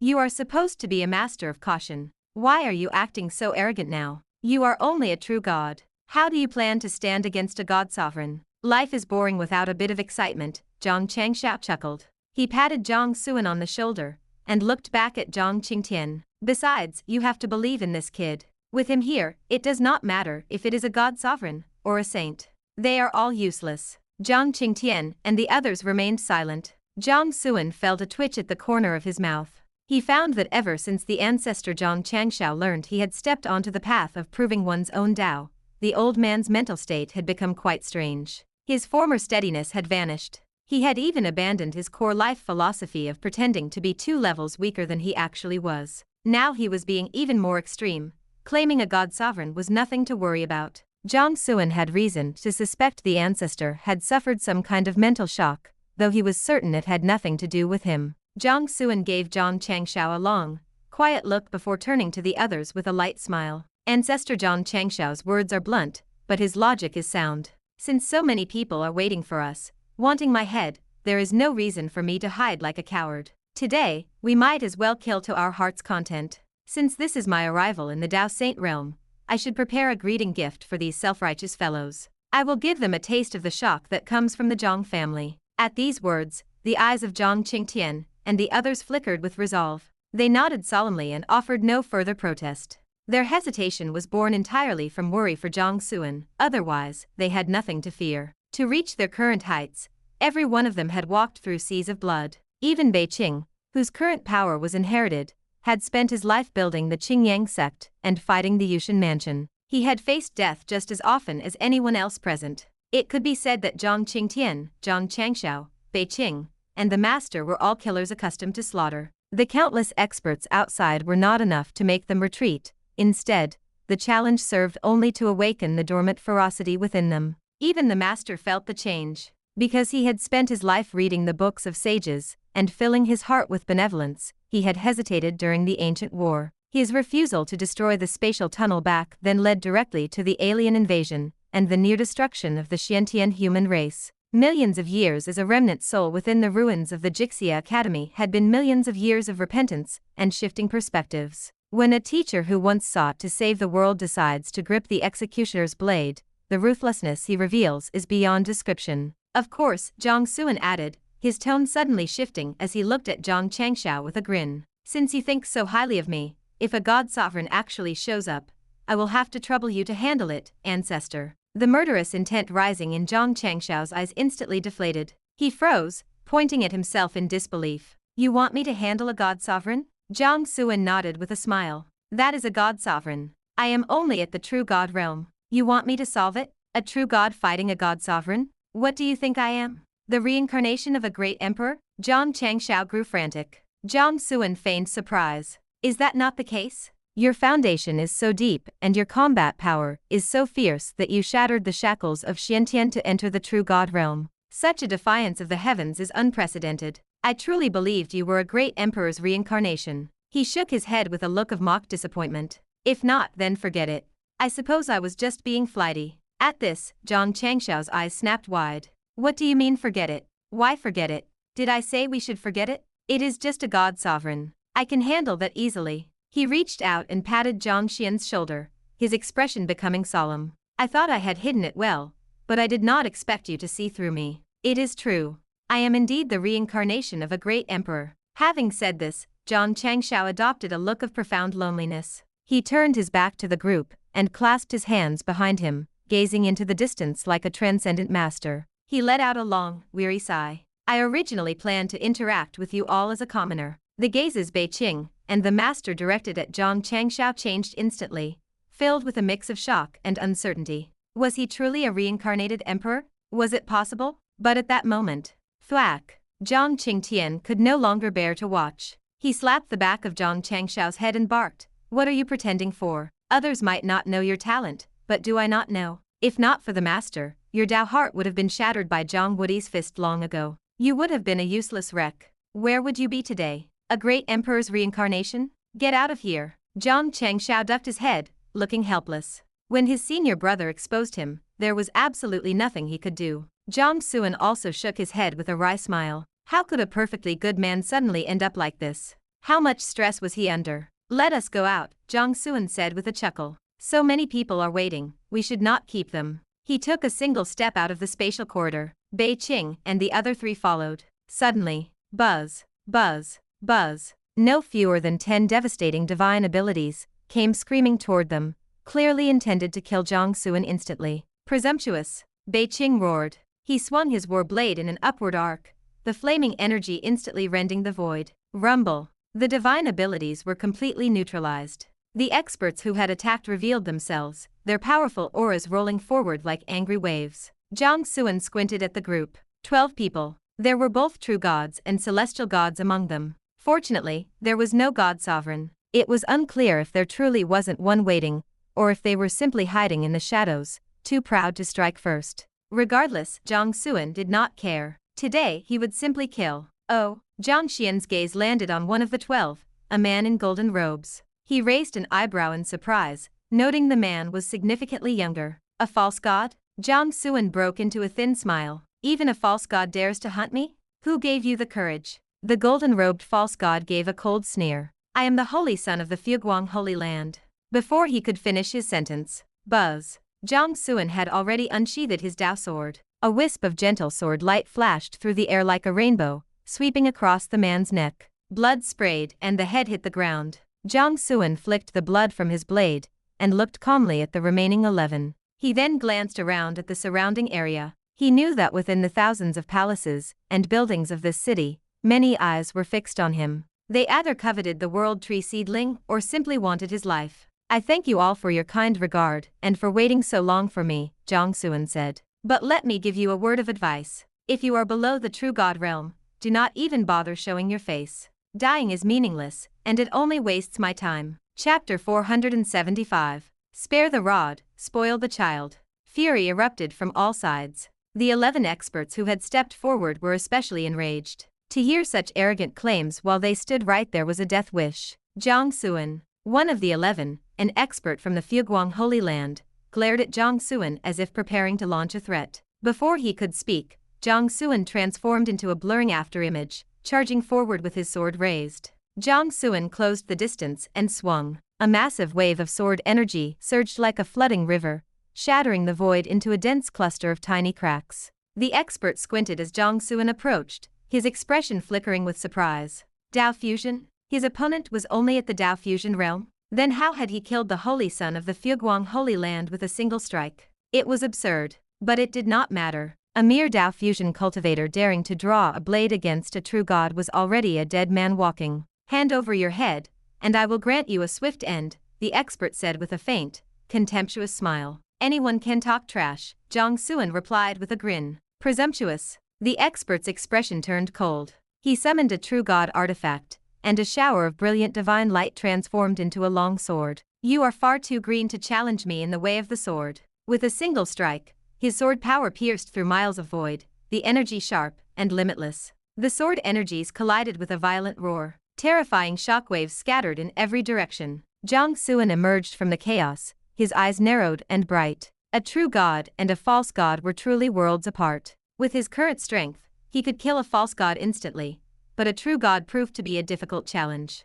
This was assuming he only used his sword techniques. His previous success in forcing back the master was largely because the old man had just reshaped his body and had not yet acclimated to his new power. If they fought now, Jiang Xuan suspected he would struggle to win. However, The true god before him was a far cry from the master. This was the perfect chance to practice. To fight a true god was to gain invaluable experience. With that thought, Jiang Xuan charged again. The expert from the Fuguang Holy Land watched Jiang Xuan approach, his shock growing. How could this boy withstand his strike? He was clearly only at the Dao fusion realm. Where did this power come from? A Dao fusion matching a true god? It defied logic. Suspicion turned into murderous intent. The true god decided to unleash his strongest sword techniques, aiming for a swift victory. Anything abnormal suggested a hidden variable. The longer this dragged on, the worse it would be for him. After all, the thousand-world city was full of hidden experts waiting to snatch the spoils once the fighting ended.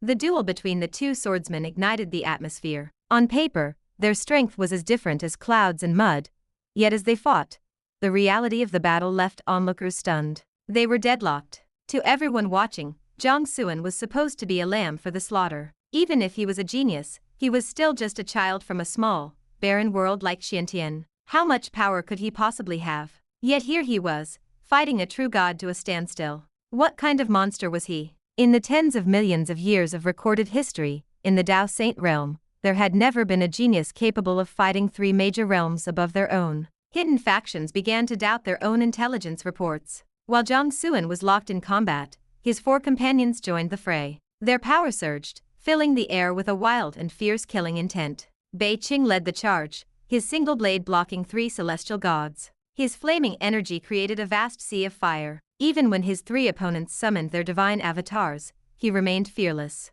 After a brief exchange, he actually began to suppress them. He had killed a celestial god in Dogon only a month ago. Doing so again here was not a matter of difficulty, only time. The master and Zhang Qingtian also struck out, each suppressing three true gods. In the late stages of the ancient era, the master had been a leader of the human race. No matter how his past mercy had almost caused disaster, his raw power and combat ability were undeniable. Now that his mindset had shifted, his lethality was even more terrifying. Though he was also at the true god realm, the master fought the three of them as if playing a game. A scholar's heart sustained a domain consisting of a sea of books, pinning the three true gods down. In his left hand, the master held a bundle of bamboo scrolls, chanting classics. His words became reality, manifesting thousands of attacks that forced his opponents into a desperate defense. In his right hand, he held a 3-foot ruler like a sword, striking with noble energy. His robes billowed as he acted like a teacher disciplining students, his ruler drawing blood with every lash.